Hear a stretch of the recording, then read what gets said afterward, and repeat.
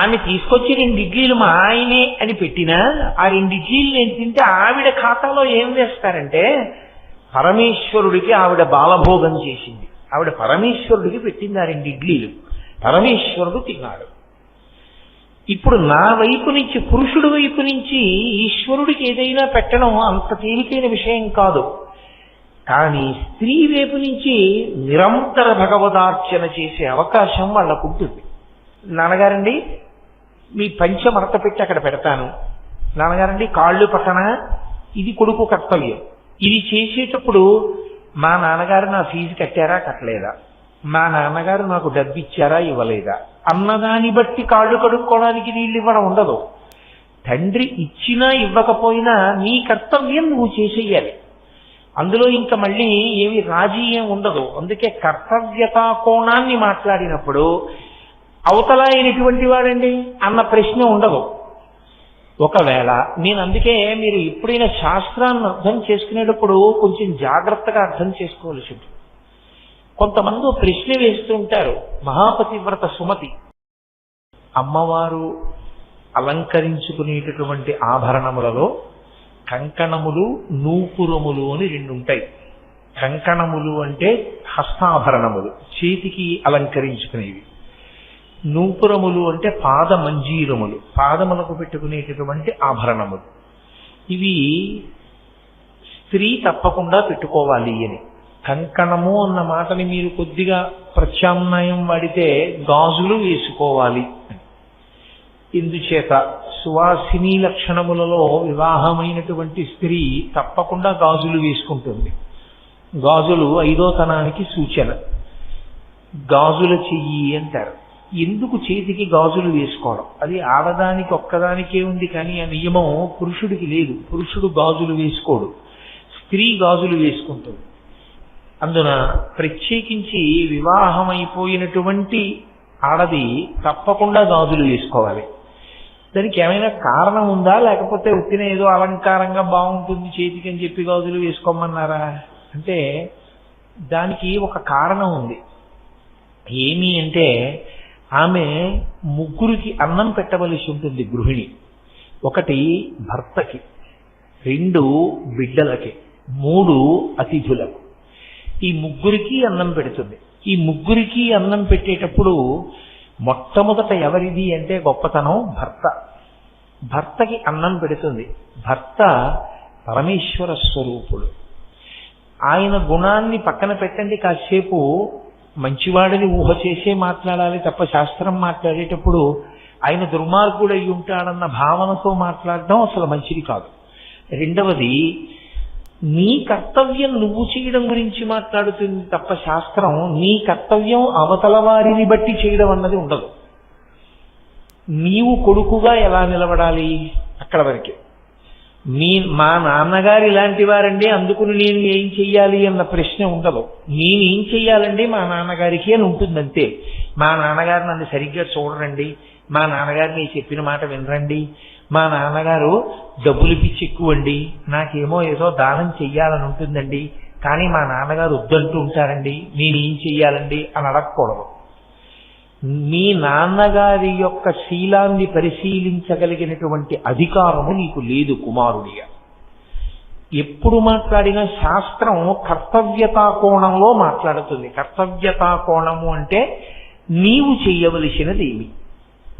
నేను చేసేటప్పుడు భర్తగా నేను నా భార్యకి చెయ్యవలసిన కర్తవ్యం ఏదైనా ఉందనుకోండి, ఆమె ఎటువంటిది అన్నది విచారణ చేయకూడదు. నేను నా భార్యని రక్షించాలి, అది నా ప్రథమ ధర్మం. ఆమెని రక్షించాలి అన్నప్పుడు రక్షించడమే నా కర్తవ్యం తప్ప అదును చూసి ఆమె ఇబ్బందిలోకి వెళ్ళినప్పుడు మంచి పని అయింది దీనికని కడుపులో కక్ష పెట్టుకుని ఇందుకు నేను చేయలేకపోయానని తప్పించుకునే ప్రయత్నం చేయకూడదు. ఆమె గుణగణములను విచారణ చేసి రక్షించడం కాదు, ఆమెను రక్షించడం నీ కర్తవ్యం. నీ కర్తవ్యం నువ్వు చేయాలి తప్ప అవతల వారిని బట్టి నీవు కర్తవ్యం మారడం ఉండదు లోకంలో. నీ కర్తవ్యం ఎప్పుడూ నీ కర్తవ్యంగానే నిలబడుతుంది. ఒక పుత్రుడి కర్తవ్యం ఏమిటి? తండ్రి గారి ఇంటికి తిరిగి వచ్చినప్పుడు ఒక చెంబుతో నీళ్లు తీసుకొచ్చి నాన్నగారండి కాళ్ళు కడుక్కోండి, నాన్నగారండి ఉత్తరీయం ఇవ్వండి లోపల పెడతాను, నాన్నగారండి మీ పంచ మడత పెట్టి అక్కడ పెడతాను, నాన్నగారండి కాళ్ళు పట్టనా, ఇది కొడుకు కర్తవ్యం. ఇది చేసేటప్పుడు మా నాన్నగారు నా ఫీజు కట్టారా కట్టలేదా, మా నాన్నగారు నాకు డబ్బు ఇచ్చారా ఇవ్వలేదా అన్నదాన్ని బట్టి కాళ్ళు కడుక్కోవడానికి నీళ్ళు ఇవ్వడం ఉండదు. తండ్రి ఇచ్చినా ఇవ్వకపోయినా నీ కర్తవ్యం నువ్వు చేసేయాలి. అందులో ఇంకా మళ్ళీ ఏమి రాజీ ఏం ఉండదు. అందుకే కర్తవ్యతా కోణాన్ని మాట్లాడినప్పుడు అవతల ఆయన ఎటువంటి వాడండి అన్న ప్రశ్న ఉండదు. ఒకవేళ నేను అందుకే మీరు ఎప్పుడైనా శాస్త్రాన్ని అర్థం చేసుకునేటప్పుడు కొంచెం జాగ్రత్తగా అర్థం చేసుకోవాల్సి ఉంటుంది. కొంతమంది ప్రశ్న వేస్తుంటారు. మహాపతివ్రత సుమతి, ఆమె భర్త కోరరాని హేయమైన కోరిక కోరాడు.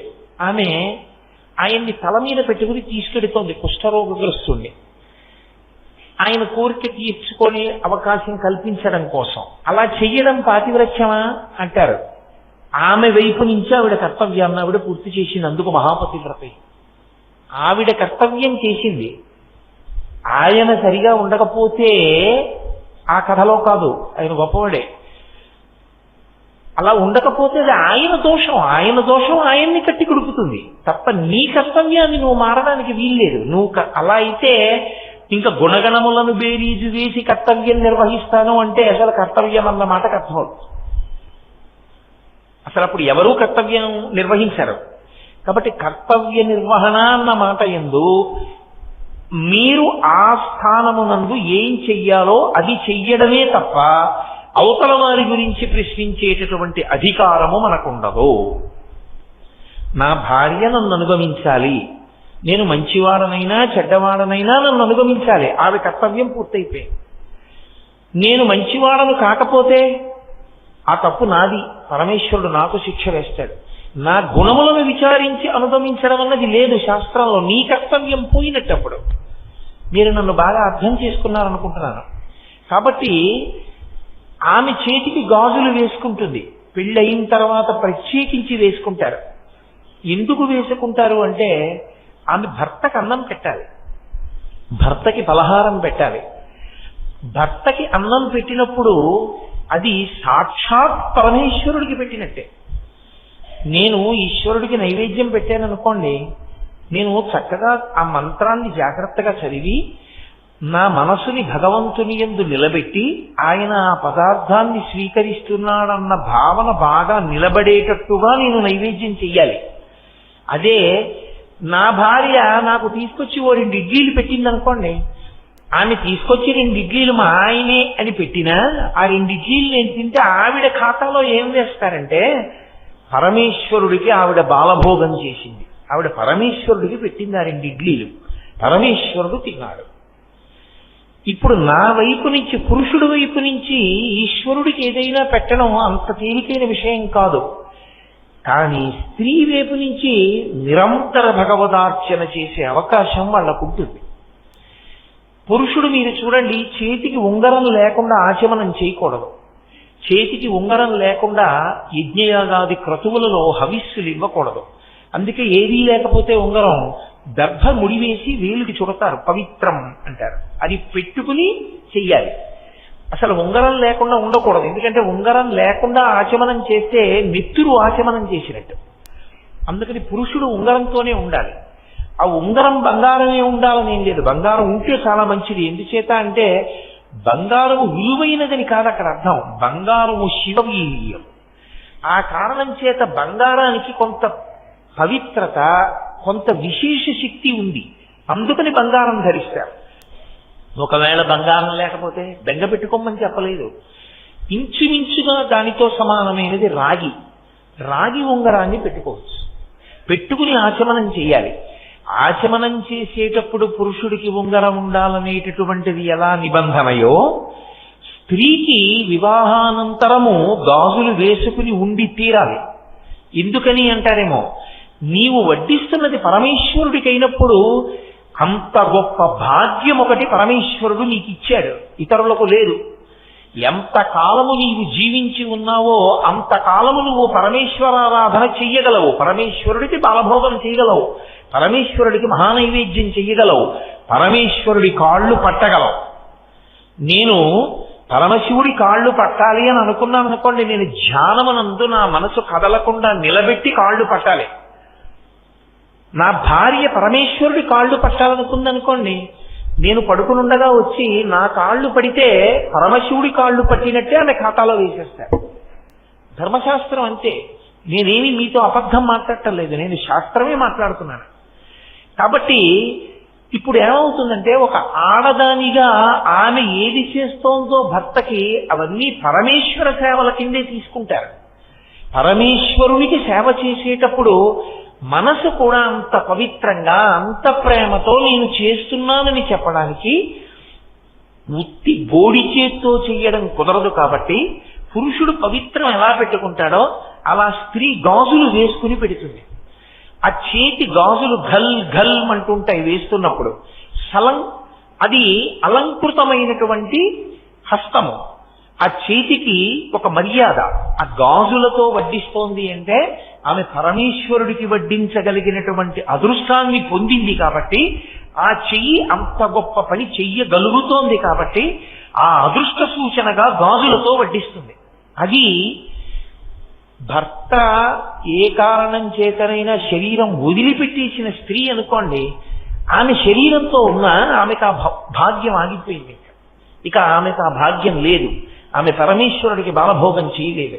పరమేశ్వరుడికి ఆమె మహానైవేద్యం చెయ్యలేదు అంటే భర్త రూపంలో పెట్టలేదు, పరమేశ్వరుడికి కాళ్ళు పట్టినట్టు పట్టలేదు. కాబట్టి ఇప్పుడు ఆమె చేతికి ఆ అధికారం పోయింది, అదృష్టం పోయింది. ఇప్పుడు అలా చేసుకునే అవకాశం లేదు. కాబట్టి ఆమె గాజులు వేసుకోదు. గాజులు ఉన్నాయి అంటే ఒక సువాసిని వేసుకోకపోతే అదొక దారుణమైన విషయం. ఆమెకి తన చేతికి ఉన్న వైభవం ఏమిటో అర్థం కాలేదు. పరదేవత ఎంత గొప్పగా ఆమెని అనుగ్రహించిందో ఆ అనుగ్రహాన్ని ఆమె తెలుసుకోలేకపోయింది అని గుర్తు. అమ్మవారు ఏది చేస్తున్నా మీరెప్పుడూ ఒకటి గుర్తుపెట్టుకోవాలి. శంకరాచార్యుల వారు ప్రత్యేకించి అమ్మవారి గురించి మాట్లాడేటప్పుడు మొట్టమొదట ఆయన దృష్టిలో పెట్టుకుని మాట్లాడేది ఏది అంటే, ఆమె చేసినదేదో అది లోకములకు ఆదర్శమవుతుంది ఆచారంగా. ఆ తల్లి మొట్టమొదటి ఇల్లాలు. మీతో నేను 1కి 10 మార్లు మనవి చేస్తున్నాను. వాళ్ళది ఆది కుటుంబం, మొట్టమొదటి కుటుంబం. ఆమెయే మొదటి ఇల్లాలు లోకంలో. అయినప్పుడు ఆమె ఏది చేస్తోందో అది లోకమునకు ఆచరణీయమవుతుంది, ఆదర్శమవుతుంది. కాబట్టి ఆ తల్లి భర్తని అనుగమిస్తోంది పతివ్రతగా అని చెప్పడానికి వేటిని ఆధారంగా తీసుకోవాలో, అన్యోన్యతకి ఏది ఉదాహరణగా నిలబడుతుందో దాన్ని శంకరాచార్యుల వారు ఆవిష్కరిస్తారు. అందుకని జనత్పణత్ కంకణ నూపురాయై, జనత్ అన్న శబ్దంతో కణత్ అన్న శబ్దంతో ఆమె కంకణములు నూపురములు ధ్వని చేస్తున్నాయి. ధ్వని చేస్తున్నాయి అన్న మాటకు అర్థం ఏమిటి? ఎప్పుడు ధ్వని చేస్తాయి? ఇలా ఉండిపోయింది అనుకోండి ఆవిడ, అయితే ఇలా ఉండిపోయింది అనుకోండి, అప్పుడు ధ్వని చేయదు ఇంకా. ఎందుకంటే చెయ్యి కదలదు. చెయ్యి కదలకుండా ఇలా ఉండిపోతే ఏదో అభయముద్రో వరదముద్రో పట్టింది అనుకోండి, అప్పుడు ఆ చెయ్యి కదలవలసిన అవసరం లేదు. కదలవలసిన అవసరం లేకపోతే అప్పుడు పరదేవతా స్వరూపంగా నిలబడినట్టు. అప్పుడు దాని వలన గాజులు కదులుతాయి, కంకణములు కదులుతాయి అని చెప్పి ఆవిష్కరించడం కుదరదు. కానీ ఆ తల్లి కంకణముల ధ్వని వినపడుతోంది అంటే ఏమిటి గుర్తు? ఆవిడ చెయ్యి కదులుతోంది. ఆవిడ చెయ్యి కదిలితే దేనికి కదులుతుండాలి? ఆవిడ చెయ్యి కదిలింది అంటే మీరు ఊహించడానికి అవసరం. ఒక ఇల్లాలుగా ఆవిడ ఏం చేస్తుంటుంది అంటే ఆమె భర్తకి అన్నం పెడుతుంది. భర్తకి అన్నం పెట్టడంలో అందరికన్నా అన్నం పెట్టడం చాలా కష్టం. ఎవరికో తెలుసా అండి? శివుడికి. ఎందుచేత అంటారేమో, ఆయన దగ్గర ఒక చమత్కారం ఉంది. ఆయన నాకు ఆకలేస్తోంది ఇవాళ ఏం వండుతున్నావు అలా ఆయన ఏం అడగడు. ఆయన పెట్టేస్తే తినేస్తాడు. ఆయన వేళక ఆయన ఆకలి వేసే వేళటికి మీరు ఊహించండి, ఒక కుటుంబంగా ఊహించండి. కాసేపు పెట్టకపోతే ఆయన ఏమనడు, అదేంటో ఇంకా వంట అవ్వలేదా అలా ఏమండవు. చక్కగా ఓ కపాలం పట్టుకుని పక్కింటి ముందుకు వెళ్ళి నిలబడి భవతి భిక్షాంది అంటాడు. అయ్యయ్యో అని పక్కింటి ఆవిడ చూసి, అయ్యో అన్నయ్య గారు అదేంటి రెండు అని ఆవిడ పెట్టేస్తుంది. పార్వతీదేవి గొప్పతనం ఎక్కడో తెలుసా? ఎన్నడూ పరమశివుడికి అన్నం తినడానికి ఆవిడ వలన ఇబ్బంది రాకుండా చూసుకుంటూ ఉంటుంది. శంకరాచార్యులు వారు దీన్ని సౌందర్యలహరిలో ఒక అద్భుతమైన శ్లోకంలో వర్ణించారు. రణీజిత్వా దైత్యానపహృత శరస్త్రై కవచిభి నివృత్యై చండాంశ త్రిపురహర నిర్మాల్య విముఖై అన్న శ్లోకంలో పరమశివుడు ఎంతగా భక్తికి వశుడవుతాడంటే, భర్తకి భార్యకి ఒక అనుబంధం ఉంటుంది. భర్త ఏ విస్తట్లో తింటాడో అందులో మిగిలినటువంటి పదార్థాన్ని తినే అధికారం స్వతసిద్ధంగా ఉన్నది ఎవరికి అంటే ఒక్క భార్యకే ఉంటుంది. ఉచ్ఛిష్టం అంటారు. కొంతమంది తెలియక ప్రసాదం అంటుంటారు, తప్పలా అనకూడదు. గురువుగారి ప్రసాదం అంటుంటారు కొంతమంది, తప్పు. గురువుగారి ప్రసాదం అన్న మాట ఎప్పుడు వాడతారంటే గురువుగారి శరీరం వదిలిస్తే వాడతారు. గురోచ్ఛిష్టం అంటే గురువు గారి తినగా మిగిలినది మీకు ఇచ్చారు అని.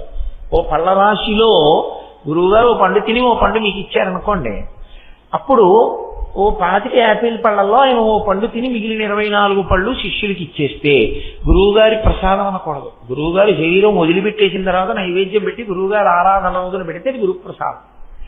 గురోచ్ఛిష్టం గురువుగారు తినగా మిగిలిన ఎంగిలి.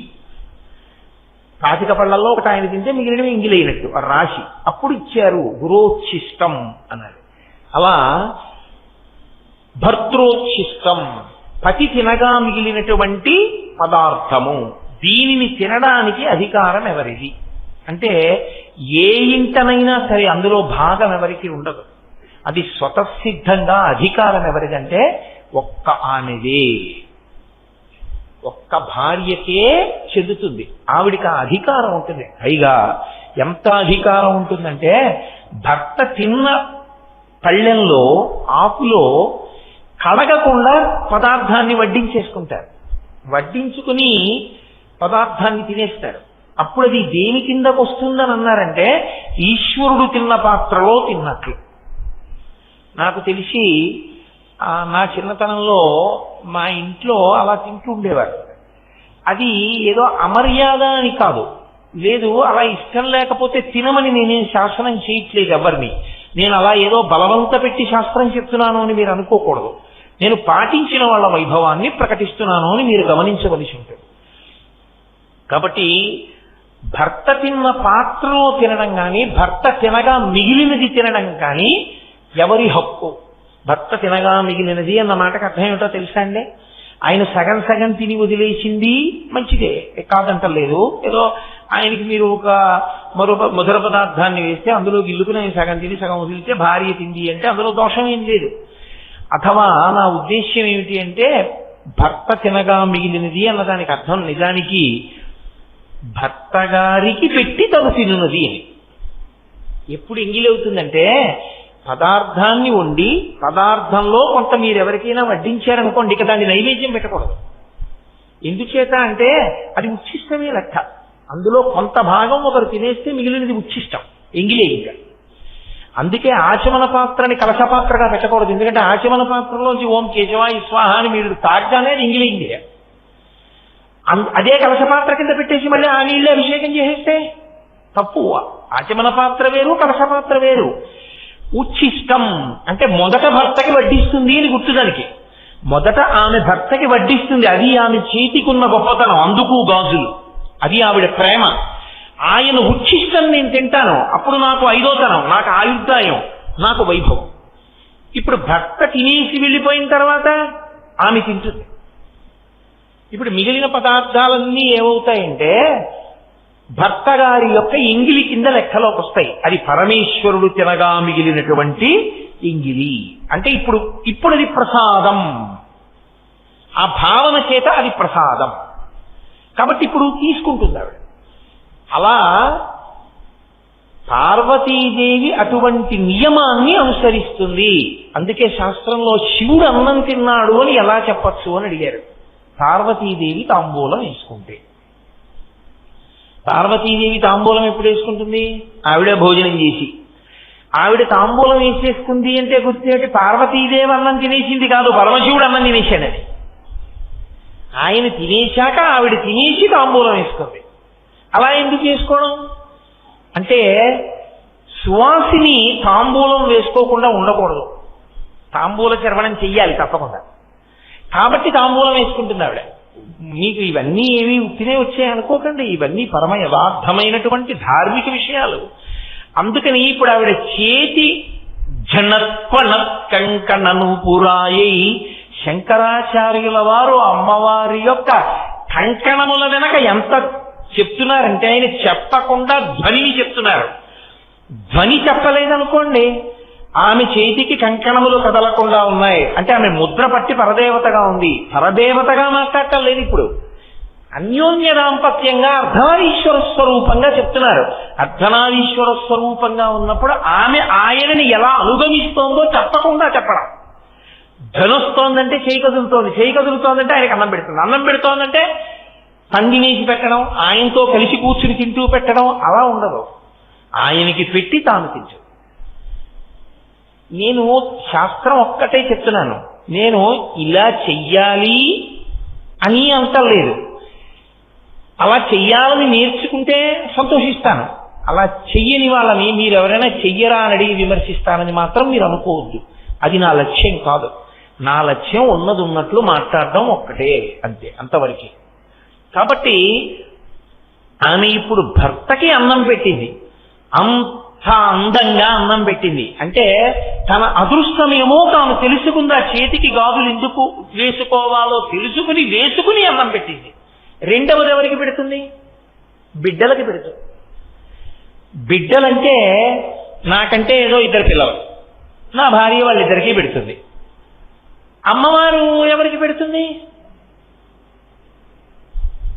ఆవిడ ఎవరికి పెట్టాలి అన్నం పెడితే? గణపతికి సుబ్రహ్మణ్యుడికా? ఆవిడ ఆ బ్రహ్మకీట జనని, ఆవిడ సమస్త జీవులకు ఆవిడ తల్లి. కాబట్టి ఇప్పుడు ఆవిడ అన్నం ఎవరికి పెడుతుంది? మన అందరికీ ఆవిడే పెడుతుంది. మనందరికీ అన్నం పెట్టడం అంటే ఆవిడ చేతి గాజుల గలగల ఆగుతుందా అసలు? మిగిలిన ఏ ఇంట్లోనైనా ఇల్లాలి గాజుల చప్పుడు ఆగుతుంది, కొంతసేపు పడుకుంటుంది. అమ్మవారి యొక్క గాజుల చప్పుడు ఆగే అవకాశం ఉంటుందా? ఉండదు. తల్లి పెడుతూనే ఉంటుంది. అది ఆవిడ ఔదార్యం, ఆవిడ కారుణ్యం. అప్పుడు ఆమె ఎవరు? అన్నపూర్ణ. ఇది తెలుసుకోమని శంకరాచార్యుల వారి ఉద్దేశం. ఆమె కేవలము శివుని ఇల్లాలుగానే కాదు, నీకు తల్లిగా ఇప్పుడు అన్నపూర్ణ స్వరూపంగా నిలబడింది. అన్నపూర్ణ స్వరూపంగా ఇప్పుడు ఆవిడ ఏం చేస్తుంది? కరువు లేకుండా చూస్తుంది. మీరు దీన్ని చాలా జాగ్రత్తగా పట్టుకోలేదు. శంకరులు ఒక మాట అన్నారంటే లోపల చాలా నిగూఢమైనటువంటి భావం ఉంటుంది. కరువు వచ్చిందండి అన్నాను అనుకోండి, నేను ఆ ఊళ్ళో కరువు వచ్చిందండి అన్నాను. ఆ ఊళ్ళో కరువు వచ్చిందండి అంటే పత్తిక, బట్టక, జనుముక, నువ్వులుక, వేపాక్క అని అడుగుతారా? కరువు వచ్చిందండి అంటే తినడానికి లేదంటారా? కరువు అన్న మాట నేను పక్కన ఏమీ కలపకుండా చెప్పాను అనుకోండి, కరువు వచ్చింది అన్నాను. ఎవరు దేనికి కరువు వచ్చినట్టు? అన్నానికి కరువు వచ్చిందని అర్థం. మనకి తినడానికి గింజలు లేకపోతే పశువుకు తినడానికి గడ్డి లేదు కాదు, అందరికీ కరువు వచ్చింది. కరువు వచ్చింది అంటే ఎవరికి కరువు వచ్చింది? ఏది కరువు వచ్చింది? ఈ రెండు ఉండవు. కరువు వచ్చింది అంటే అందరికీ కరువు వచ్చింది, అన్నమే కరువు వచ్చింది. అదొకటి కరువు వచ్చి మిగిలినవి ఎన్ని సమృద్ధిగా ఉన్నా ఉపయోగం ఉండదు. మీరు గమనించండి, బోలెడన్ని బట్టలు ఉన్నాయి, బోలెడన్ని నగలున్నాయి, కావలసినంత పెట్రోల్ ఉంది, బోలెడన్ని కార్లు ఉన్నాయి, అన్నమే లేదు. ఏమైనా ఉపయోగం ఉందా? ఏమీ ఉపయోగం లేదు. అవి ఏమీ లేవు, అన్నం ఉంది. చాలా బతుకుతాడా? బతుకుతాడు. కరువు లేకుండా చెయ్యగలిగిన తల్లి అన్నపూర్ణమ్మ. అన్నపూర్ణ అంటే చాలా మంది ఏమంటారంటే అన్నం పెట్టే తల్లి అనుకుంటారు. అన్నం పెట్టే తల్లి అని వదిలేయడం కాదు, కరువు లేకుండా చెయ్యగలిగిన తల్లి అన్నపూర్ణమ్మ తల్లి. ఇప్పుడు అన్నం పెట్టే తల్లి అన్నాను అనుకోండి, ఏమిటండి మీకు అభ్యంతరం అంటారేమో. ఇప్పుడు నేను ఉద్యోగం చేస్తున్నానండి, నాకు ఏదో కొంత జీతం వస్తుంది. కాబట్టి ఒకవేళ దేశంలో కరువు వచ్చినా నేను కనీసం ఒక పూట అన్నం తినడానికి కావలసినంత జీతం నాకు వచ్చేస్తుంది. ఒక పూట అన్నం తినడానికి కూడా లేక చచ్చిపోయే వాళ్ళు చాలా మంది అయిపోతారు నేను ఒక పూటే తింటే. నేను ఒక పూట అన్నమే తినే రోజు వచ్చిందనుకోండి, దేశంలో చచ్చిపోయే వాళ్ళ సంఖ్య చాలా వచ్చేసిందని గుర్తు. ఒక కేంద్ర ప్రభుత్వోద్యోగినై ప్రతి నెల కొన్ని వేల రూపాయల జీతం పుచ్చుకునే నేను ఒక్క పూట అన్నమే తినగలిగితే ఇక నాకన్నా చాలా కింద స్థాయిలో ఉండే కొన్ని వేల మంది బ్రతుకు ఏమైపోయిందని గుర్తు. అందుకని అన్నం తినడం ప్రధానం కాదు. అన్నం పెడుతుంది అంటే ఎవరన్నం తిన్నట్టు అన్న ప్రశ్న వస్తుంది. కరువు రాకుండా చూస్తుంది. కరువు రాకుండా చూడటము అన్న మాటలో మళ్ళీ ఏ అర్థం ఉంటుంది అంటే, మీరు వేసినటువంటి గింజలు మొక్కలుగా పెరగడానికి వీలైన రీతిలో వర్షం కురవడం, వీలైన రీతిలో గాలి వీచడం, వీలైన రీతిలో వాతావరణం ఉండడం, క్రిమికీటకాదులు పెరిగిపోకుండా ఉండడం, మీరు కోతలు కోద్దామనుకున్న వేటికి అకాలపు వర్షాలు పడిపోయి పంట నాశనం అయిపోకుండా ఉండడం, తెచ్చిన దాన్ని గాజలో పెట్టిన దాన్ని మళ్లీ పంట వచ్చేంత వరకు హాయిగా వండుకుని తిని సుఖంగా ఉండగలగడం, ఇదంతా చూసే తల్లికి అన్నపూర్ణమ్మని పేరు. అందుకే శంకర భగవత్పాదుల కవిత్వం అంటే అలా ఉంటుంది. శంకరులు అన్నపూర్ణాష్టకం చేశారు. అన్నపూర్ణాష్టకంలో ఆయన నిత్యానందకరీ వరాభయకరీ సౌందర్య రత్నాకరీ నిర్ధూతాకిల ఘోర పాపనికరీ, ఘోర పావనకరీ అంటుంటారు, పొరపాటు అలా అనకూడదు. ఘోర పాపనికరీ ప్రత్యక్ష మహేశ్వరి ప్రాళీయాచల వంశ పావనకరీ కాశీపురాధీశ్వరి భిక్షాం దేహి కృపావలంబనకరీ మాతా అన్నపూర్ణేశ్వరి అన్నారు. మనకు అన్నం పెట్టు. ఆయన ముందు అమ్మవారిని అనేక విశేషణాలతో పిలిచారు. నిత్యానందకరి, వరా అభయకరి అంటూ కొన్ని కొన్ని ముద్రలు అమ్మవారి వైభవం చెప్పి అమ్మ అన్నం పెట్టు మకుటంగా చెప్పారు. అమ్మ అన్నం పెట్టు, అమ్మ అన్నం పెట్టు, అమ్మ అన్నం పెట్టు అన్నప్పుడు ఆ అష్టకం ఎవరికి అన్వయం అవుతుంది? శంకరాచార్యుల వారికి అన్వయం అవుతుంది. నేను చదివాను అనుకోండి, ఎవరికి అన్వయం అవుతుంది? భిక్షాందేహి, అమ్మ భిక్షం అడుగుతున్నాను అన్నం పెట్టు అన్నాను అనుకోండి, ఇప్పుడు ఎవరికి అన్నం పెట్టాలి? ఆవిడే నాకు. ఇలా ఎవడి మానాన వాడు అమ్మవారి దగ్గరికి వెళ్ళి అష్టకం చదివిన వాడు ఒక్కడే అన్నం పెట్టించుకుంటే మిగిలిన వాళ్ళ పరిస్థితి? నీ ఇంట నీ భార్య ఉంది, నీ ఇంట నీ బిడ్డలున్నారు, నీ ఇంట అన్నదమ్ములున్నారు, నీ ఇంట అక్క చెల్లెళ్ళున్నారు, వాళ్ళెవ్వరికీ లేదు, నువ్వు ఒక్కడివే తినగలవా? తినలేవుగా. ఏదైనా తింటే కలిసి తినాలందరూ కదూ. అందుకే శంకరులు అన్నారు, ఒక మాట అన్నారు, అది శంకరాచార్యుల వారి యొక్క విశాల హృదయము. అందుకే శంకరుల కవిత్వము వంటి కవిత్వము చేయగలిగిన వాడు లోకమునందు లేడు. ఆయన అన్నారు, మాతాచ పార్వతీదేవి పితాదేవో మహేశ్వర బాంధవాః శివభక్తాశ్చ స్వదేశో భువనత్రయం. శంకరులు సన్యాసి, బంధువులు ఎలా ఉంటారు ఆయనకి? అందుకే ఆయన అన్నారు, మాతాచ పార్వతీదేవి, మా అమ్మ పార్వతీదేవి, పితాదేవో మహేశ్వర, మా నాన్నగారు మహేశ్వరుడు పరమశివుడు, బాంధవాః శివభక్తాశ్చ, శివభక్తులందరూ, శివభక్తులు అంటే విష్ణు భక్తుల్ని వేరు చేశారని మీరు అనుకోకూడదు. శివ అన్న శబ్దం విష్ణు సహస్రంలో విష్ణువు కూడా ఉంది. బాంధవాః శివభక్తాశ్చ, నాకు బంధువులు ఉన్నారు, ఎవరో తెలుసా? భక్తులందరూ నా బంధువులే. స్వదేశో భువనత్రయం, ఈ మూడు లోకాలు నేను ఉండేటటువంటి ఇల్లు. ఇప్పుడు శంకరాచార్యుల వారికి అమ్మవారు అన్నం పెట్టాలంటే ఎవరెవరికి పెట్టాలో ఆయన అర్థం, వీళ్ళందరికీ కూడా పెట్టి నాకు పెట్టమ్మా, ఇది వారి ఔదార్యం.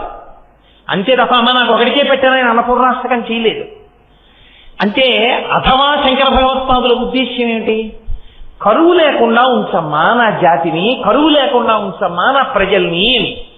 అంత పరమోదారులై వారు అన్నపూర్ణాష్టకం చేశారు శంకర భగవత్పాదులు. నీవు కూడా అన్నపూర్ణాష్టకం చెయ్యకుండా, అన్నపూర్ణాష్టకంలో ఒక శ్లోకమైనా చెప్పకుండా అన్నం తినకూడదు. ఎందుకని? ఆ తల్లి అనుగ్రహం లోపించిందా పంట చేతికి రాదు, చేతికొచ్చినా నోట్లోకి వెళ్ళదు, నోట్లోకి వెళ్ళినా జీర్ణం కాదు, జీర్ణమైనా సరైన బుద్ధి పుట్టదు, బుద్ధి సరైనది పుట్టనప్పుడు నువ్వు ఎంత బలంగా ఉన్నా ఉపయోగం లేదు.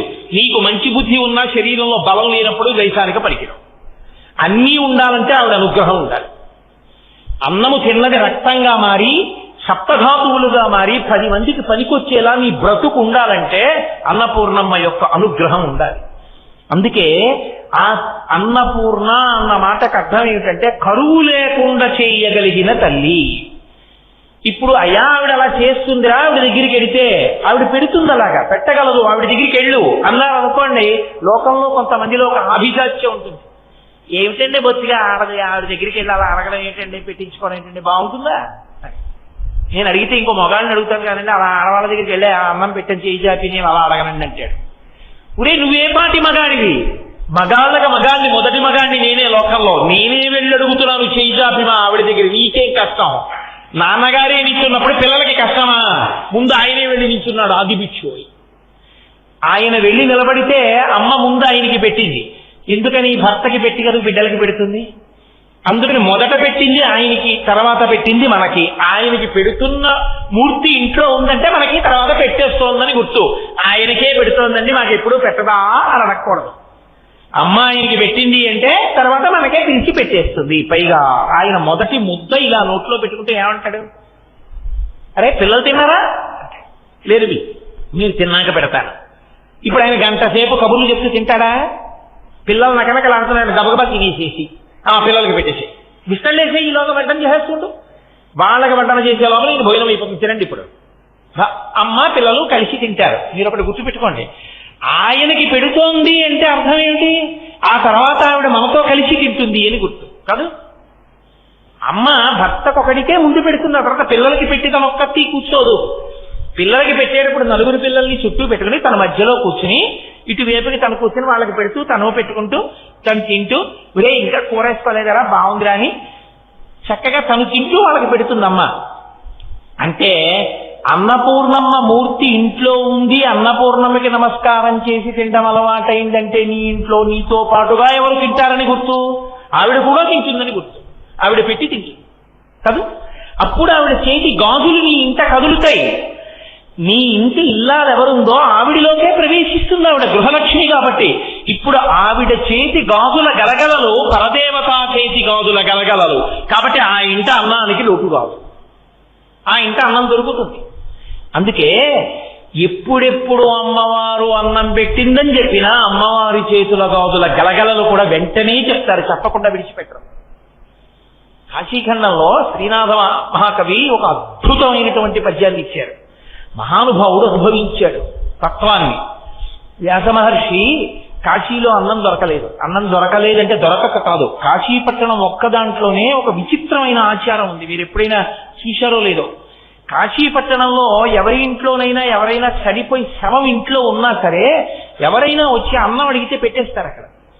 తప్ప ఇంట్లో శవం ఉంది అన్నం పెట్టమన్న మాట లేని ఏకైక స్థలం కాశీపట్టణం. కాశీపట్టణంలో అన్నం దొరకకపోవడం అన్నది ఉండదు. కాశీలో ఎక్కడో అక్కడ మీకు అన్నం పెట్టేస్తారు ఎవరో. అది కాశీపట్టణానికి ఉన్న వైభవం అసలు. అందుకంటే అన్నపూర్ణ తిరుగుతుంది మధ్యాహ్న వేళ ఆవిడ. అటువంటి కాశికాపట్టణంలో పరమశివుడు నియమం విధించాడు, వ్యాసుడికి అన్నం దొరకకుండా చెయ్యి, చూస్తా ఎంత వైరాగ్యంతో నిలబడతాడో అన్నాడు. అన్నం దొరకకపోయేసరికి వ్యాసుడికి ఎక్కడ లేని కోపం వచ్చి కాశీపట్టణాన్ని శపించబోయాడు. శపించపోతే ఆవిడ గబగబా బయటికి వచ్చిందో, ఒక బ్రాహ్మణ ఇల్లాలు రూపంలో పైకొచ్చి ఎందుకో అలా శపిస్తున్నావు, మా ఇంట్లో భోజనం చేయి అంది. మీరు కొంచెం జాగ్రత్తగా గమనించండి, ఆవిడ మామూలుగా ఇలా పిలిచి ఎందుకంటే అంత కోపం, రండి మా ఇంట్లో భోజనం పెడతాను అందనుకోండి, గాజులు ఏం పెద్ద గల్ గల్ గల్ గల్ అనవు. ఇలా అంటే ఏమంటాయి పెద్ద, మా ఇంట్లో భోజనం చేయండి అంటే ఏమనవు. కానీ ఆకలితో ఉన్నవాడిని చూసి ఆవిడ ఊరుకోదు. అందుకే శ్రీనాథుడి నోటి వెంట వచ్చిన పద్యం ఏం పడిందో తెలుసా అండి? ఆయన అన్నాడు, వేద పురాణ శాస్త్ర పదవీ నదవీయసి అయిన పెద్ద ముత్తైదువా, కాశికానగర హాటక పీఠ శిఖాధిరూఢ అయి ఆదిమశక్తి సంయమీవరా ఇటు రమ్మని హస్త సంజ్ఞాదరలీల చేసే రత్న కటకాభరణంబులు కల్లు కల్లనం అన్నాడు. ఇలా చేయబెట్టి రండి అనలేదుట. ఆకలితో ఉన్నవాడిని చూస్తే అమ్మ మనసు కొట్టుకుపోయి, ఎవరావిడ? ఆ తల్లి వేద పురాణ శాస్త్ర పదవీ నదవీయసి అయిన పెద్ద ముత్తైదువా. ఆవిడ పెద్ద ముత్తైదువా. ఆవిడ 5వ తనానికి లోటు రావడం అన్న మాటే లేదు లోకంలో. అంత పెద్ద ముత్తైదువా, అయ్యాదిమశక్తి, ఆదిపరాశక్తి, కాశికానగర హాటక పీఠ శిఖాధిరూఢ, కాశికాపట్టణంలో ఉండేటటువంటి పీఠాధిష్టాన దేవత ఇలా చెయ్యెత్తి సంయమీవరా ఇటు రమ్మని, ఇలా రా అన్నం పెడతాను, ఎందుకు అన్నం లేదని బాధపడతావు, ఏటా శాపం కూడా ఏంటి, ఇలా రా అని ఇలా పిలిచిందిట. ఇలా ఇలా పిలిస్తే హస్త సంజ్ఞ ఆదరలీల చేసే. ఏదో పిలవడంలో కాశీని చెప్పించబోతున్నాడని చెప్పి ఆపడానికి కోపం వెళ్ళదా? అన్నం పెడతానులే అనలేదుట, అన్నం లేక చెప్పిస్తున్నాడని. చూడండి, పిల్లలు కొంచెం ఆలస్యం అయిందనుకోండి, అయిపోతుందిరా కుక్కర్లో, ఎలక్ట్రిక్ కుక్కర్లో పెట్టేసి ఇచ్చేయడం మర్చిపోయాను, ఇవాళ ప్రెషర్ కుక్కర్లో పెట్టేసాను అయిపోతుంది వంట, ఒక్క నిమిషం ఉంటుంది తల్లి. అది ఇంకా ఏదో కొద్దిగా కలపాలి, అది సరే అందులోంచి స్టీమ్ బయటికి రావాలి, చల్లారాలి, చల్లారిన తర్వాత మూత తీయాలి, వడ్డించాలి. వీడికి ఎక్కడ లేని కోపం, నువ్వు ఎప్పుడు అంతేనమ్మా, అన్నం తొందరగా పెట్టమమ్మా, ఇబ్బంది వచ్చేస్తాం, ఎంత ఆకలిస్తుందో తెలుసామా అని వాడు చిరాకు పడిపోయి, ఈలోగా నేను అమ్మ చెగోడీలు తినేస్తానమ్మా అంటాడు. అమ్మ అంటుంది, చెగోడీలు తినేది వేరే, వండిన అన్నం ఏం చేయను, ఒక్క నిమిషం ఉండు నాన్న, ఒక్క నిమిషం ఉండు. వాడు అంత దెబ్బలాడుతున్నా విచిత్రం ఏంటంటే, అయ్యో పిల్లాడికి వేళ పట్టున అన్నం పెట్టలేకపోయానని తన తప్పుతో కుంగిపోతుంది తప్ప, ఏమిట్రా ఒక్క రోజుకి లాగి లెంపగా ఏం కొట్టదమ్మా. పిల్లాడికి పాఠం అర్థం అవ్వకపోతే నా తప్పు వాడికి అర్థమయ్యేటట్టు చెప్పలేకపోయాననుకునే మాస్టర్ లేకపోవచ్చు. వేళకన్నం ఉండకపోతే బాధపడే కొడుకుని చూసి నాది తప్పని కుమిలిపోతుంది తప్ప కొడుకుని కొట్టదు తల్లి. పెట్టేస్తున్నాను నాన్న అంటుంది. అమ్మ ప్రేమ అంటే అలా ఉంటుంది. ఆవిడ ఆదిమశక్తి, పెద్ద ముత్తైదువా, జగత్తులు కన్న తల్లి. ఆవిడ కోపగిస్తుంది ఆ వ్యాసుడి మీద. హస్తసము జ్ఞాదరలీల చేసే, ఇది శ్రీనాథుడి యొక్క హృదయం అంటే. అత్యంత ఆదరంతో ఇలా పిలిచింది, హస్తసము జ్ఞాదరలీల చేసే, రా సంయమీవరా అంది. ఇలా అనేటప్పటికిట ఆ రత్న కటకాభరణంబులు గల్లు గల్లనన్, ఆవిడ చేతి గాజులు గల్లు గల్లు మన్నాయి. అంటే అన్నం పెట్టాలన్న తాపత్రయంలో పిలిచే అమ్మ పిలుపులో ఉండే ఆర్తి జగదంబ చేతి గాజుల సవ్వడిగా ఎలా ఉంటుందో శ్రీనాథుడు చూపించాడు. అది అమ్మవారి గాజుల చప్పుడంటే. అదే సామాన్యమైనటువంటి చప్పుడు కాదు. ఆ చప్పుడు భర్తృ శుశ్రూష. ఎప్పుడు ఆవిడ లక్ష్మీ స్వరూపిణిగా ఉన్నప్పుడు శ్రీ మహావిష్ణువు పాదములు ఒత్తుతుంది. ఆ పాదములు ఒత్తుతున్నప్పుడు ఆవిడ గాజుల చప్పుడు అవుతూ ఉంటుంది. మీరు సుప్రభాతంలో వింటారుగా, లక్ష్మీ మహీతను రూప నిజానుభావ నీలాది దివ్య మహిషీకర పల్లవానాం ఆరుణ్య సంక్రమణ కిలసాంధ్ర రాగౌ శ్రీ వెంకటేశ చరణౌ శరణం ప్రపద్యే. నేనైతే అంటాను, గురువు గారి పాదముల దగ్గర వంగి నమస్కరించినటువంటి తలా చేతిలో ఉన్న పురుషుడు, భర్త కాళ్ళు ఒక్కసారి కూడా పట్టని భార్య, వీళ్ళిద్దరి జన్మ నిరర్థకం. పురుషుడిగా వాడికి గౌరవం ఎప్పుడంటే, గురువు గారి దగ్గర వంగి గురుపాదములకు నమస్కరించినప్పుడే అసలు ఆ శరీరానికి ఒక అందం, గౌరవం. స్త్రీకి అందం, గౌరవం ఎప్పుడంటే జన్మలో భర్త కాళ్ళు పట్టినప్పుడే. ఆ చేతులు ఈశ్వరుడు ఇచ్చినందుకు, ఆ చేతులకి గాజులు ఉన్నందుకు అందం. కాబట్టి లక్ష్మీదేవంతటిది గాజులు గల్లు గల్లు అనబడేటట్టుగా ఆమె భర్త యొక్క కాళ్ళు పడుతోంది. కాబట్టి ఆ తల్లి బిడ్డలకి అన్నం పెడుతోంది, ఆ తల్లి భర్తకి అన్నం పెడుతోంది. బిడ్డలకి అన్నం పెట్టడంలో కూడా మీకు ఒక విచిత్రం ఉంటుంది.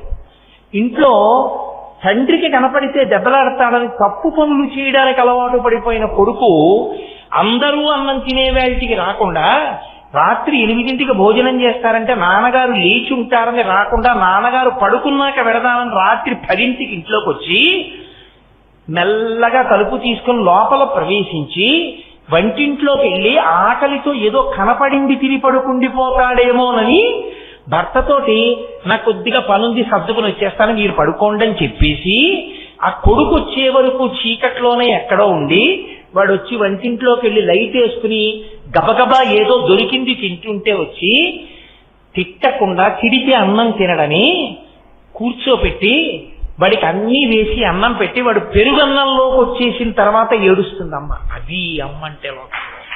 అందుకే లోకంలో దరిద్రం అన్నది ఏదైనా ఉంటే అమ్మ లేనివాడే దరిద్రుడు తప్ప మిగిలిన వాడు దరిద్రుడు కాదు. కాబట్టి అమ్మ అంటేనే అంత ప్రేమ. 10 మందిలో బస్సులో వెడుతూ పిల్లాడికి పాలు పడుతుంది, ఏదైనా మర్చిపోతుందేమో కానీ పాల సీసా ఒక్కటి పట్టుకొచ్చి బస్సులో పాల సీసా నోట్లో పెట్టి పాలు పెట్టే తల్లిని నాకు చూపించండి. ఆ పాల సీసాకి ఒక రంగు గుడ్డ ఒకటి పైన గలీబు కింద కట్టేస్తుంది. ఎందుకని? అందులో ఎన్ని పాలున్నాయో చూస్తే పిల్లాడు తాగిన ఇన్ని పాలని ఎవరి కనురాపు తగులుతుందో అని ఓ గలీబు తొడిగి పాలు పట్టేస్తుంది తప్ప అందరికీ తెలిసేలా ఎన్ని పాలు తాగాడో తెలియకుండా చూసుకుంటుంది అది అమ్మ. నువ్వు ఏం చేశావని నీకు పట్టింది ఆ రోజున? ఆ అమ్మని అమ్మాని పిలిచి అమ్మకి నమస్కరించని బ్రతుకు ఒక బ్రతుక. ఇక అమ్మకి కజ్జినం పెట్టని వాడు, అమ్మకి అన్నం పెట్టని వాడు, వీళ్ళిద్దరిని నమ్మి ఎలా స్నేహం చేస్తాను? అంత చేసిన తల్లినే చూడని వాడిని నేను నమ్మనా? వాడిని దగ్గర పెట్టుకోనా? వాడు నాకు చేస్తాడా? వాడు నా పక్కన సరిగా ఉంటాడని ఏం నమ్మకం? అందుకే ప్రపంచంలో ఎవరినైనా నమ్మచ్చు, కానీ అమ్మని చూడని వాడిని మాత్రం ఎప్పుడూ నమ్మకూడదు. వాడు కృతజ్ఞుడు, వాడికి నిష్కృతి లేదు ఇక జీవితంలో. అందుకే వాకాటి పాండురంగారావు గారు దిక్సూచి వ్యాసాలు రాస్తూ one who says thanks to his mother and wife is the biggest pool on the face of the earth అని రాశారు. తల్లికి భార్యకి థ్యాంక్స్ నువ్వేమిచ్చి చెప్తావు? ఎక్కడో పుట్టిన పిల్ల ఇంటి పేరు వదిలేసింది, వంశం వదిలేసింది, తల్లిదండ్రులను వదిలేసింది, తన వాళ్ళను వదిలేసింది, నిన్ను నమ్మి సముద్రాలు దాటి దేశాలు దాటి వెళ్ళిపోయి నీతో ఉండి నీ తేజస్సుని తను పుచ్చుకుని నీ ఇంటి పేరుతో కొడుకుని కంది. తన తండ్రి ఇంటి పేరు అనలేదు, తన తల్లి ఇంటి పేరు అనలేదు, మామగారికి మనవణ్ణి ఇచ్చానంది. అటువంటి భార్యకి నువ్వు ఏమి ఇచ్చి థ్యాంక్స్ చెప్తావు? అసలు ఆమెకి థ్యాంక్స్ అన్న మాట చెప్పడం కుదురుతుందా? కుదరదు. థ్యాంక్స్ అన్న మాట భార్య దగ్గర అన్నాడు అంటే వాడు అయోగ్యుడు. భార్యకి తల్లికి థ్యాంక్స్ చెప్పలేరు. నువ్వు స్త్రీ పక్షపాతివి అని అనుకోకండి, నేను శాస్త్రపక్షపాతిని, నేను ఉన్న యథార్థం మాట్లాడుతున్నాను. కాబట్టి ఆ తల్లి జగదంబ బిడ్డలకి అన్నం పెడుతుంది. ఆ తల్లి ఆబ్రహ్మకీట జనని, నాకు మీకు కాదు, చరాచర ప్రపంచంలో ఉన్న సమస్త ప్రాణులకు అన్నం పెడుతుంది. అందుకే మహానుభావుడు పేరాల భరతశర్మ గారు శారదానంద లహరి చేస్తూ ఒక అద్భుతమైన మాట అన్నారు. గబుక్కుని అంటాను, అవి ఎప్పుడో చదివిన పుస్తకాలు గుర్తుందో లేదో తెలియదు ఆ పద్యం. ఒక్కడు ఇంగుముఖంబులను మరొక్కడు ఆరుముగాలతోడని అక్కున పాలుత్రావా జగమంతయు బిడ్డలు కన్న తల్లి ఎక్కట నుండి చేపెదుకో ఇనబింబము చంద్రబింబము తక్కక నీ యురంబనను తల్పకయున్న అహర్నిశవు సతీ అంటారు. అందులో ఆయన అంటారు, అమ్మ నీకున్నవి 2 స్థనాలు, అమ్మవి కదా. అన్నం పెట్టడం అంటే పాలివ్వాలి. పాలివ్వడానికి నీ 2 పిల్లలు ముందు నీ కడుపున పుట్టిన వాళ్ళు తొడల మీద కూర్చున్నారు నీకు. ఒకడు 7 ముఖం వాడు, ఇంకొకడు 6 ముఖాల వాడు. వీళ్ళిద్దరూ తాగుతున్నారు 2 స్థానాలు. ఒక్కడు 7 ముఖం మూలను, వాడు ఆకలి తీరుతుందా? తాగుతుంటే జీర్ణమయ్యేది జీర్ణమైపోతుంది. ఇంకొకడు 6 ముఖాల వాడు, వాడు ఒక ముఖంతో తాగుతాడు, 2వ ముఖం పెడతాడు, 3వ ముఖం పెడతాడు, 4వ ముఖం పెడతాడు, 5వ ముఖం పెడతాడు, 6వ ముఖం పెడతాడు. 6వ ముఖానికి తృప్తి వచ్చేప్పుడు 1వ ముఖానికి ఆకలి మళ్ళీ తాగుతుంటాడు. ఇంకా మాకెప్పుడు అన్నం పెడతామమ్మా? ఒక్కడు 7 ముఖంబులను మరొక్కడు 6 ముఖాలతోడ జగమంతయు బిడ్డలు కన్న తల్లి నేడెక్కడ నుండి చేపెదకో, మాకెప్పుడు పెడతామమ్మా అన్నం అని పిల్లలు అంటారేమో. మేము మాత్రం పిల్లలం కామా అంటామేమోనని ఆవిడ ఏం చేసిందంటేట, ఇనబింబము చంద్రబింబము తక్కక నీ రంబమును దాల్చిన అహర్నిశం సతి. ఆవిడ సూర్యబింబాన్ని చంద్రబింబాన్ని రెండింటినీ తన స్థానములుగా ఉంచుకుంది. సూర్యబింబం యొక్క కిరణముల చేత మనం ఆ ఆకులలో ఉండేటటువంటి ఆకుపచ్చటి పదార్థం తయారవుతుంది. అందులోంచి కాయలు పళ్ళు అన్నీ వస్తాయి. అలాగే దొరికాయి కదా అని అన్నీ తినేస్తే అజీర్తి పట్టుకుంటే చంద్రుడి చేత ప్రకాశించి ఔషధులు మనకి వైద్యానికి దొరుకుతాయి.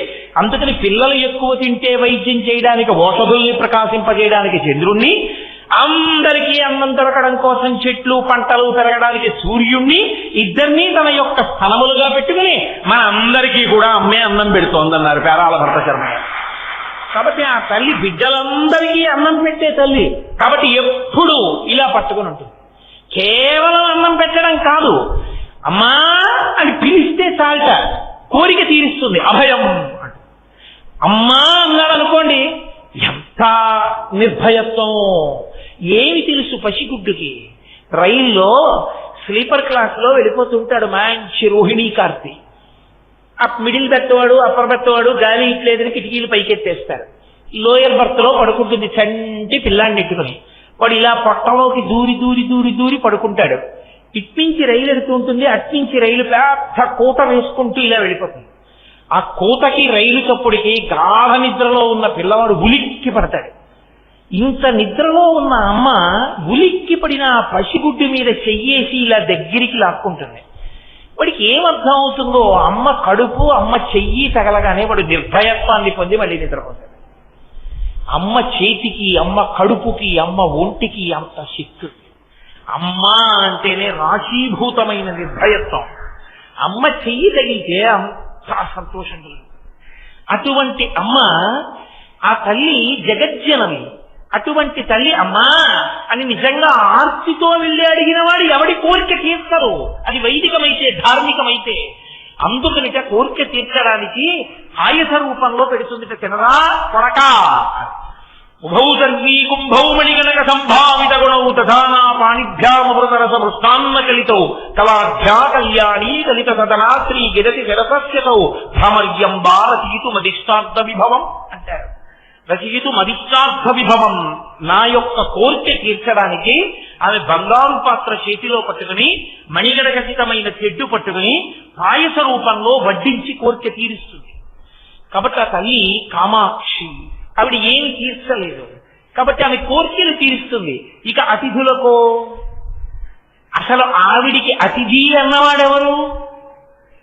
ఆవిడ దగ్గర తినని వాడెవరు? ఎవరు? ఎక్కడ ఏది తిన్నా మా అమ్మ పెట్టిన భిక్షే, కొత్తగా తినడానికి ఏం ఉండదు. కాదు, లౌకిక మర్యాద యందు ఆలోచించినప్పుడు అతిథికి ఔపోసన కూడా భర్త పోసుకోవడానికి వీలుగా ఏర్పాటు చేస్తుంది. కాశీఖండంలో వ్యాసుడికి అన్నం పెట్టినప్పుడు అలాగే ఏర్పాటు చేసింది. అలాగే ఏర్పాటు చేసి అన్నం పెట్టింది. కాబట్టి భర్తకి ఫలితం ఇప్పుడు ఇంటికి వచ్చినటువంటి వాడు భోజనానికి వచ్చాడు, అందుకే మా ఇంట్లో భోజనానికి రండి అనరు. మా ఇంట్లో భోజనానికి రండి అని పిలవడం ఏదో మీ క్షుద్బాధ తీరడానికి కాస్త అన్నం పెడతాను రండి అని పిలవడం. అందుకే భోజనానికి రండి అనరు. అయ్యా మా ఇంట్లో దేవతార్చన చేతులు గాని రండి అంటారు. ఆయన వెళ్ళి కూర్చుంటే పదార్థములన్నీ వడ్డించి ఔపోసన వడ్డిస్తారు. ఆఖరణ చేతిలో హస్తోదకం అని వేస్తారు. హస్తోదకం వేసినప్పుడు చేతిలో వేసి వదలరు, ఓ మాట చెప్తారు. ఆయన చక్కగా ఎంతో శివభక్తుడు, పరమేశ్వరుడు అంటే ఎంతో ప్రీతి ఉన్నవాడు, అగ్ని విష్ణుద్వేషికాడు. ఆయన దగ్గరికి వెళ్ళి హస్తోదకం వేసి విశ్వనాథ స్వరూపాయ బ్రాహ్మణాయ తుభ్యం నమః, విశ్వేశ్వరుడు నా ఇంటికి నీ రూపంలో వచ్చాడు అని హస్తోదకం వేస్తారు. హస్తోదకం ఒకటి వేస్తే ఆ చెయ్యి ఆయన ఇలా పెట్టి హస్తోదకం పుచ్చుకున్నందుకు మళ్ళీ ఆ భోజనం అంతా ఆయన చేసినదంతా విశ్వనాథుడే చేసినట్టు. ఇప్పుడు ఆ ఇంట విశ్వనాథుడు భోజనం చెయ్యడానికి, విశ్వనాథుడు వచ్చి అన్నం తినడానికి వీలుగా కావలసినటువంటి ప్రక్రియ అంతా పూర్తి చేసి వంట చేసి భర్త తరించడానికి అవసరమైన వ్యవస్థని ఏర్పాటు చేసి తరింపచేసింది ఎవరు? ఆవిడే. ఆవిడలా ఆవిడలా వండకపోతే నువ్వు ఔపోసన ఎక్కడ వడ్డిస్తావు? ఎలా నువ్వు తరిస్తావు? ఆవిడ వల్ల తరిస్తున్నావు నువ్వు. ఆవిడ అన్నం వండుతోంది కాబట్టి నువ్వు వచ్చిన అతిథికి పెట్టుకుని, అతిథి దేవో భవ, ఈశ్వరుడు అతిథిగా ఉంటాడు. అందుకే స్నాతకం చేస్తే పెళ్లిలో గురువు గారు పక్కన కూర్చుని చెప్తారు. అది పురోహితుడు చెప్పే మంత్రాలు కావు, నిజానికి గురువు గారు కూర్చుని చెప్పాలి. ఒరే నాయనా, గృహస్థాశ్రమంలో పెడుతున్నావు, ఇప్పుడు నుంచి నువ్వేం తెలుసుకోవాలో తెలుసా? మాతృదేవో భవ, అమ్మకి నమస్కారం చేయి. పితృదేవో భవ, తండ్రికి నమస్కారం చేయి. ఆచార్య దేవో భవ, గురువుకి నమస్కారం చేస్తుండాలి. అతిథి దేవో భవ, గృహస్థాశ్రమంలో ఉన్న అతిథి వస్తాడు. అతిథి అంటే ఒక తిథి నాడు వచ్చి రెండో తిథి కొట్టకుండా వెళ్ళిపోతాడు. ద్వాదశి నాడు వచ్చాడు, త్రయోదశి నాడు ఉండడు, వెళ్ళిపోతాడు. ఆయనకి అన్నం పెట్టాలి. అన్నం పెట్టడంలో ఆమె వెనుకంజ వేయకూడదు, చక్కగా సంతోషంగా వండి పెట్టడానికి సిద్ధంగా ఉండాలి. కాబట్టి ఆవిడ అలా వండితే ఆయన ఔపోసన వడ్డించుకుంటాడు. దానివల్ల ఆయన తరిస్తాడు. ఆయన తరించడానికి అవకాశం ఇచ్చి ఆవిడ తరిస్తోంది. ఇది ఒక ఇల్లాలకు ఉండవలసినటువంటి లక్షణం. ఇది లేనినాడు దాపరికం ఒకటే మిగులుతుంది, పట్టుకెళ్ళేది ఏముంటుంది? దాచావు, ఏమైనా పట్టుకెళ్ళేది ఉందా? ఏది ఉండదు. ఆమె ధర్మము లేక దాచి దాచి తుదకు దొంగల చిత్తురో దొరలకవును, తేనె జుంటీగలియవా తిరువరులకు, భూషణ వికాస శ్రీధర్మ పురనివాస, దుష్ట సంహార నరసింహ దురిత దూర. ఉన్నదంతా పెట్టేమని శాస్త్రం చెప్పలేదు. ఈ జన్మతో నీ శరీరం వెళ్ళిపోవడం అన్నది లేదుగా, ఇక జన్మ లేదన్న నమ్మకం ఏం లేదుగా, వచ్చే జన్మ ఉంటుందిగా, అప్పుడు భార్యాబిడ్డలు ఉంటారుగా. అప్పుడు ఆకలి ఉంటుందిగా, అప్పుడు ఆకలితో వెళ్ళి ఇలా అడిగి తినవలసిన అవసరం లేకుండా నువ్వు తిని పెట్టగలిగిన చెయ్య అవ్వాలి అంటే, ఒకరికి పెట్టి తినగలిగిన చెయ్యి అవ్వాలంటే ఇప్పుడు పెడితే కదూ అప్పుడు పెట్టి తినగలవు. ఇప్పుడు పెట్టని చెయ్య అప్పుడు కాచే చెయ్యి అవుతుంది తప్ప పెట్టగలిగిన చెయ్యి ఎలా అవుతుంది? అందుకు కదూ కనకధారా స్తోత్రం వచ్చింది. బ్రాహ్మణి శంకర భగవత్పాదులు బ్రహ్మచారిగా ఇంటి ముందుకొస్తే కాస్త పట్టుకెళ్లి పదార్థం ఆయన యొక్క చేతిలో పెట్టలేకపోయింది. లక్ష్మీదేవిని ప్రార్థన చేశారు శంకరాచార్యులు వారు. ఆవిడంది, శంకర నీకు ఇస్తాను, ఆవిడికి ఇవ్వను. ఎందుకో తెలుసా? గత జన్మలలో ఇలా పెట్టింది లేదు. ఇలా పెట్టింది లేని వ్యక్తికి నేను ఏమని ఇవ్వను, ఏ పుణ్యం అడ్డు పెట్టి ఇవ్వను చెప్పు, కాబట్టి ఇవ్వలేను. అంటే అది శంకరాచార్యుల వారి యొక్క గొప్పతనం ఎక్కడుందంటే, ఆయన ఒక మాట అన్నారు, అమ్మా విహంగతి విషణ్ణే దుష్కర్మ ధర్మమపనీయ చిరాయ దూరం నారాయణ ప్రణేవి నయనాంబువాహ అన్నారు ఆయన. అమ్మా ఆ బ్రాహ్మణి ఎవరో తెలుసా? ఆమె విహంగ శిశౌషణ్ణే అన్నారు. బాలశంకరులండి, బ్రహ్మచారి. అది శంకరుల కవిత్వం అంటే అలా ఉంటుంది. విహంగ శిశౌ. మీరు చూడండి, అలా వెళ్ళిపోతున్నారు అనుకోండి రోడ్డు మీద, బాబు ఆకలేస్తోంది బాబు, ఆకలేస్తోంది బాబు అంది ఒక ఆవిడ. మీరు వెళ్ళిపోతారు అలా చూసి, ఏమో నిజం అబద్ధం. ఆవిడ బాబు ఆకలి బాబు ఆకలి అంటుంటే ఓ చిన్న పిల్ల, ఓ 4 ఏళ్ళో 3 ఏళ్ళో ఉన్న పిల్ల, అమ్మా ఆకలి చేస్తోందమ్మా, నిలబడలేకపోతున్నానమ్మా, ప్రేగులు మండిపోతున్నాయమ్మా, అమ్మ ఎలా పెట్టమ్మా, ఆవిడ్ని ఇలా కొట్టేస్తోంది అనుకోండి, మీరు వెళ్ళిపోగలరా? మీరు వెళ్ళిపోలేరు. తల్లికి లేకపోతే ఆగగలరు, పిల్లకి తల్లిని పెట్టమని ఏడుస్తుంటే మీరు కదలలేరు. అందున అన్నిటికన్నా లోకంలో ఆకలి ఎక్కువ ఉండేది ఎవరికంటే పక్షులకి. శంకరాచార్యులు వారు అన్నారు, నేను పెడితే ఆవిడ ఆకలి తీరదమ్మా, నువ్వు నాకు ఇచ్చి నేను ఇస్తే. పక్షి పిల్ల లాంటిదమ్మా ఈ బ్రాహ్మణి, ఆకలితో ఉంది. పక్షి ఒక మనుష్యుని యొక్క సంతానం, ఒక చిన్నపిల్ల ఆకలితో ఉంటే వెళ్ళలేమే మనుష్యులం మేము. పక్షి పిల్ల ఆకలితో కొట్టుకుంటుంటే పాప ఏమీ పెట్టింది లేదు నేను ఇవ్వనంటావా? ఎలా అంటావమ్మా?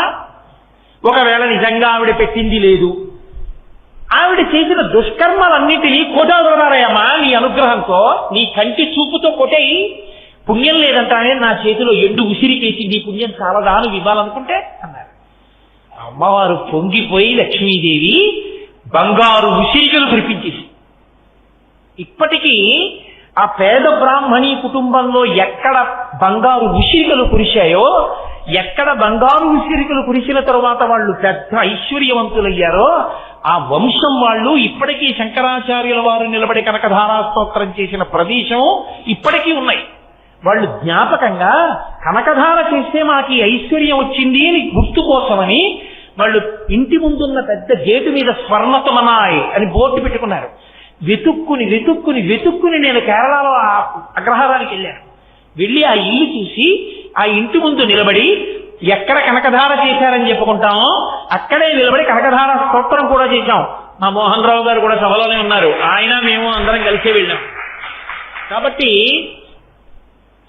ఏది నువ్వు ఇప్పుడు చేశావో అది నీకు ఉత్తర జన్మలో రక్షిస్తుంది. ఇప్పుడు పెట్టనిది నీకు రేపు ఎక్కడి నుంచి మళ్ళీ పెట్టగలిగిన అధికారాన్ని ఇస్తుంది. కాబట్టి భర్త పెట్టాలన్నా తాను పెట్టాలన్నా భార్య వండితే కదూ. అన్ని దానముల కన్నా అన్నదానము మిన్న. ఆకలితో ఉన్నవాడికి పట్టెడన్నం పెట్టడం గొప్ప. ఎప్పుడు భార్య సహకరిస్తే కదూ, పట్టెడన్నం వండితే కదూ. నేను కొన్ని ఇళ్లలో చూస్తుంటాను, సున్నితపు త్రాసుతో కొలిచి వండుకుంటారు. ఒకవేళ రోజున పులుసు నచ్చి భర్త ఇంకొంచెం అన్నం అడిగితే ఉండదు. అదేంటి అన్నం లేదా అంటే, రోజు డబ్బా సరిపోతుంది కదా అంతే వండానంటారు. ఇంత మిగిలితే ఏమైంది అన్నారు అనుకోండి, ఎందుకు వేస్ట్? అదేంటి నువ్వు ఎందుకున్నావు గృహస్థాశ్రమంలో?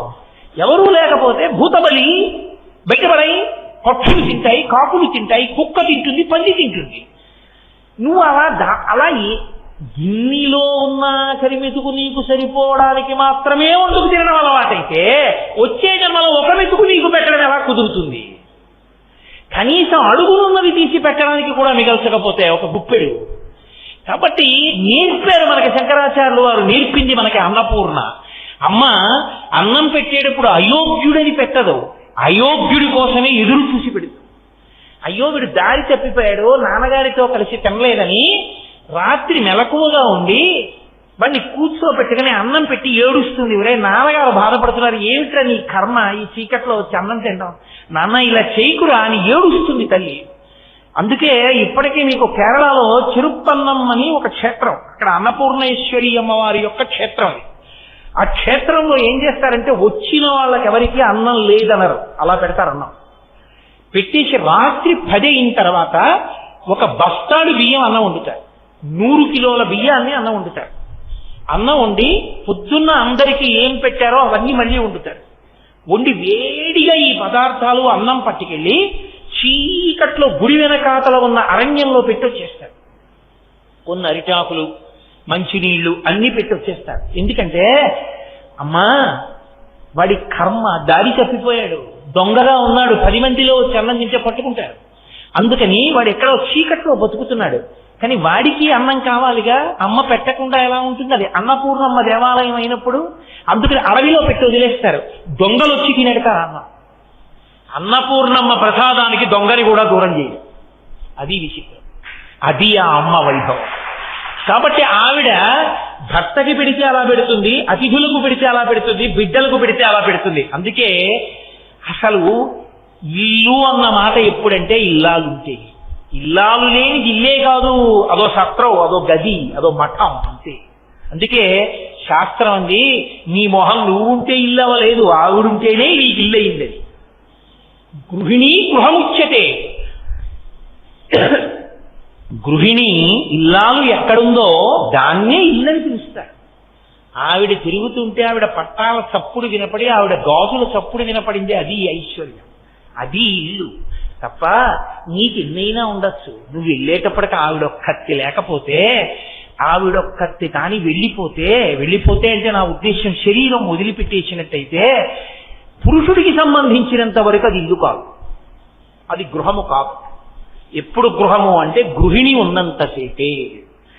అందుకే అసలు పరమేశ్వరుడు ఆ స్త్రీ హృదయంలో ప్రవేశపెట్టినటువంటి ప్రేమ అటువంటి అది. అందుకే ఎంత గొప్పగా గౌరవించిందో తెలుసా అండి స్త్రీని శాస్త్రం.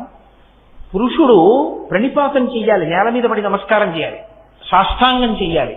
అసలు ఆడదాన్ని సాష్టాంగం చెయ్యవద్దని చెప్పారు. నువ్వు చెయ్యడానికి వీల్లేదు, చెయ్యద్దు. అది పరమేశ్వరుడే కానీ గురువే కానీ స్త్రీ సాష్టాంగం చేయడానికి వీల్లేదు. ఎందుచేత అంటే ఏ శరీరావయవములోంచి ఈ లోకమంతా సృష్టింపబడి బయటికి వస్తోందో, బయటికి వచ్చిన బిడ్డలు ఏ స్థనముల నుండి ఆహారమును స్వీకరిస్తున్నారో ఆ 2 అగౌరవింపబడి భూమిని తాకవలసిన అవసరం లేదు. అవి లేని నాడు సృష్టి లేదు. అందుకని మీరు సాష్టాంగం చెయ్యక్కర్లా, మోకాళ్ళ మీద మోచేతుల మీద నమస్కరిస్తే సాష్టాంగమే అని స్త్రీని గౌరవించింది శాస్త్రం. అంత వైభవోపేతమైనటువంటి సనాతన ధర్మము, అంత మర్యాద చూపించింది స్త్రీమూర్తి ఎందు. కాబట్టి సరే అలా చెప్తూ పెడితే ఏమవుతుంది? జనత్పనత్కంకణలు పురాయి, ఆ తల్లి యొక్క చేతులు చేతికి పెట్టుకున్న కంకణముల యొక్క చప్పుళ్ళు వినపడుతున్నాయి. ఆ ఒక్క చప్పుళ్ళ చాట్న శంకరాచార్యుల వారు ఎన్ని చప్పుళ్ళు దాచారో చూడండి. ఈ చప్పుళ్ళు అర్థమైతే ఏమవుతుంది? ఇళ్లలో అన్యోన్య దాంపత్యం గృహస్థాశ్రమం తరిస్తుంది. ఆ అందరూ తరించాలని తాను తరించిపోయిన శంకరాచార్యుల వారు మన గురించి నిరంతరంగా చేస్తున్న చప్పుడు అర్ధనారీశ్వర స్తోత్రం. ఆ అర్ధనారీశ్వర స్తోత్రం రాకుండా గృహస్థాశ్రమంలో ఉంటే అంతకన్నా అన్యాయమైన మాట ఇంకోటి లేదు లోకం. కాబట్టి జనత్వనర్కంకణను పురాయై, ఆ తల్లి చేతులకు గాజులు వేసుకుంది. ఆ తల్లి పాదములకు పాదములకు మంజీరములను ధరించి, నూపురములను ధరించింది.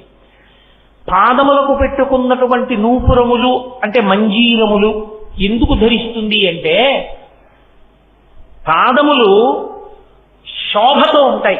ఎందుచేత అంటే ఆ పాదములు ప్రస్థానమును సూచిస్తాయి. నడిచేటటువంటి నడక, నడత రెండిటికి సూచనలు. నడక కాళ్ళతో నడుస్తాం, నడత లోపల భావాన్ని బట్టి నడుస్తుంది. ఎప్పుడూ ఆయన గుడికి వెడతారండి, నడత ఎప్పుడూ గుడికి వెళ్ళినట్టు తెలియడం నడక. లోపల భక్తి నడత. పైకి గుడికి వెడుతున్నట్లుగా ఆయన మనకి తెలియడం నడక. నడతకి గుర్తు నడక, నడకకి సాధనము పాదము. ఆమె నడత పతిని అనుసరించడం. ఎప్పుడు ఆయన మనసెరిగి ప్రవర్తిస్తుంటుంది ఆవిడ తప్ప. అసలు విచిత్రం ఏమిటంటే ఆవిడ విషయంలో, ఆవిడ మ్రోల సరస్వతీదేవి వచ్చి కూర్చుని కీర్తన వాయిస్తానంటే, ఆవిడ మీద కీర్తన వాయిస్తే ఆవిడ భృకుటి చిట్లిస్తుంది. ఇదేంటి నా మీద కీర్తన చేస్తున్నాం. ఆవిడ పొంగిపోయేది ఎప్పుడంటే పరమశివుడి మీద కీర్తన చేస్తుంది. విపంచాగాయంతి వివిధమపదానం పశుపతే, పశుపతే ఆ పరమశివుడి మీద కీర్తన చేస్తుంటే ఇలా ఇలా అంటుంది. చలిత శిరస సాధు వచన. ప్రవచనం వినేటప్పుడు బుర్ర ఇలా ఇలా కలపడం, ఇలా ఇలా అంటూ ఉండడం చేయకూడదు. సంగీతం వినేటప్పుడు స్తంభించిపోయి వినకూడదు. శ్రోతకి దేనికి ఉండే లక్షణం దానికి ఉండాలి. ప్రవచనం వినేటప్పుడు చక్కగా శ్రద్ధగా కూర్చుని వినాలి.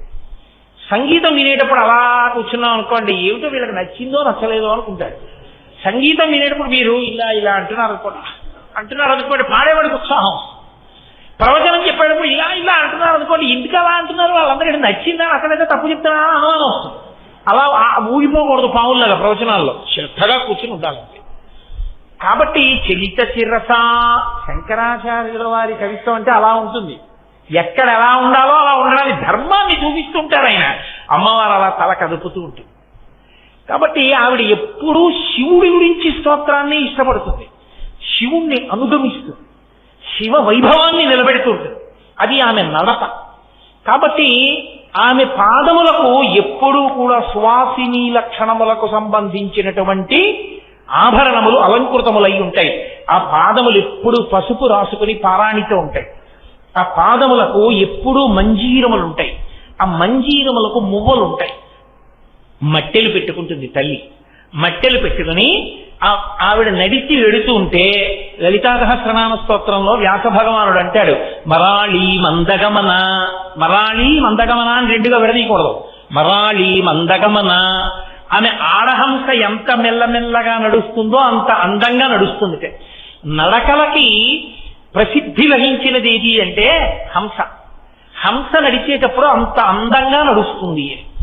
ఆవిడ నడిస్తే ఏమవుతుందిట అంటే, పోతన గారు భాగవతం చేస్తూ రుక్మిణీ కళ్యాణంలో ఒక మాట అంటారు, పేర్వేల బొమ్మల పెండ్లిండ్లు చేయుచు అబలలతోడ బియ్యంబులుందు గుజ్జల గోళ్లను ఒక మరప్ప వండించి చెలులకు పెట్టించు చెలువ మెరసి రమణీయ మందిరా రామదేశములందు పువ్వు తీగలకును ప్రోవి పెట్టు సదమల మణిమయ సౌదభాగములందు లీలతో భర్మ డోలికల నూగు బాలికల తేరి బాలికల తోడ బంతులాడు హరికాకీర పంతికి చదువు చెప్పు బర్హి సంఘంబులకు మురిపములు గరపు మందమరాళములకు చూపు మందగతులు అంటారు. మందమరాళములు అంటే ఆడహంసలు. హంసలుట రుక్మిణీదేవి నడుస్తుంటే ఆవిడ దగ్గర నడక నేర్చుకుని అంత అందంగా నడక, ఆవిడ నడక అంత అందంగా ఉంటుంది. అందుకే గజగామిని అని ఒక పేరు. ఏనుగు నడుస్తున్నప్పుడు ఉండే అందం మీరు ఎప్పుడైనా పరిశీలించి చూశారో లేదో. అసలు ఏనుగు ఒక 6 నెలలు మాట్లాడచ్చు, అంత గొప్పది ఏనుగు. ఆ ఏనుగు నడక ఎంత అందంగా ఉంటుందంటే, ఉత్తమ జాతి స్త్రీ నడకని పోల్చాలి అంటే ఏనుగు నడకతోనే పోలుస్తారు. గజగామిని అంటారు, ఏనుగు నడిచినట్టు నడిచింది అంటారు. అంత అందమైన నడక ఏనుగుది. మీకు హంస నడక చూడటం కుదరదు. హంస అలా దొరికే పక్షేం కాదు. మీకు నిజానికి నడక అందం చూడాలి అంటే మీరు చూడగలిగినది ఏనుగు ఒక్కటి. ఏనుగు నడుస్తున్నప్పుడు చూడాలి ఆ అందం. అంత గొప్పగా నడుస్తున్నంత చాలా గొప్పగా ఉంటుంది. నడకలో అందం ఏనుగుది, నడకలో టీవీ ఆబోతు. వృషభము ఆబోతు అందులో ప్రత్యేకించి నడిచిందా? అసలు ఆ నడకలో ఏమి టీ ఉంటుందో, కారే రానివ్వండి ఇంకోటే రానివ్వండి అలాగే నిల్చుంటుంది. దానికి ప్రదక్షిణ పురస్కరంగా వెళ్ళాలి తప్ప అదేం తప్పుకోదు. అందుకే వాల్మీకి మహర్షి శ్రీరామాయణంలో సుందరకాండ చేస్తూ దుష్కరం నిష్ప్రతిద్వంద్వం చికీర్షం కర్మవానర సముద్రగ్రహిరోగ్రీవో గవాం పతిరివాబభౌ అంటారు. ఆబోతు తలెత్తి చూస్తే ఎలా ఉంటుందో హనుమ మహేంద్రగిరి పర్వత శిఖరముల మీద నిలబడి సముద్రం వంక చూస్తే అలా ఉందంటారు. అలా చూస్తుంది అది నిలబడి. అబ్బో కాకినాడ ఓవర్ బ్రిడ్జీల మీద చూడాలి, వాటి టీవీ ఎలా నిలబడి ఉంటాయో. కాబట్టి ఆ తల్లి అంత అందమైన నడక కలిగిన తల్లి. బాహ్యం, ఆంతరం ఏమిటో తెలుసా అండి అసలు రహస్యం? పరమయోగులైనటువంటి వారు అమ్మవారిని ఉపాసన చేస్తూ ధ్యానంలో ఉన్నప్పుడు వాళ్ళకి అంజల చప్పుడు వినపడుతుంది. పరదేవత నడుస్తున్నప్పుడు వాళ్ళకి అమ్మవారి యొక్క పాదములు పట్టుచీర యొక్క జీరాక గోచరమవుతుంది. వాళ్ళు అమ్మవారి పాదముల అంజల చప్పుడు వింటూ అమ్మవారి యొక్క నడక చూస్తూ వాళ్ళు రమించిపోతారు లోపల. అందుకే అది యోగశాస్త్ర రహస్యం. అది మీకు పట్టుకుందామంటే దొరకదు. ఊపిరి తీసినప్పుడు ప్రధానంగా ఎందులోంచి వెళ్ళి ఎందులోంచి బయటకు వస్తుందో తిరగబడిపోతుంది ధ్యానంలో. అది ధ్యానావస్థలో పతాక స్థాయికి వెళ్ళిపోయాడు అని గుర్తు. ఆ స్థాయిలో నిలబడిపోయి ధ్యానం చేసి పంచేంద్రియాలని వెనక్కి తీసి మనస్సుని నిలబెట్టేసినటువంటి యోగి ఎవరుంటాడో ఆ యోగికి అమ్మవారి నడక అంజల చప్పుడు వినపడతాయి. అలా వినపడిన వాడున్నాడే వాడు హంస. వాడు హంస అవుతాడు. హంసకుండే లక్షణం ఏమిటంటే పాలు నీరు కలిపి అక్కడ పెడితే పాలు తాగి నీరు వదిలేస్తుంది. జగత్తుని వదిలిపెట్టి బ్రహ్మాన్ని చూడగలుగుతాడు. ఇప్పుడు పరమహంస అంటారు. అందుకే పరమహంస పరివ్రాజకాచార్య అంటుంటారు. పెద్దల్ని పీఠాధిపతుల్ని పిలిచినప్పుడు పరమహంస పరివ్రాజకాచార్య అంటారు. పరమహంస అంటే వాళ్ళు ఎప్పుడు ఊపిరి తీసి ఊపిరి వదిలేటప్పుడు ఆ ఊపిరిలో సోహం అంటారు. అందులో అమ్మవారి యొక్క పాదములకు పెట్టబడినటువంటి మంజీరముల ధనులు వాళ్ళకి వినపడుతుంటాయి.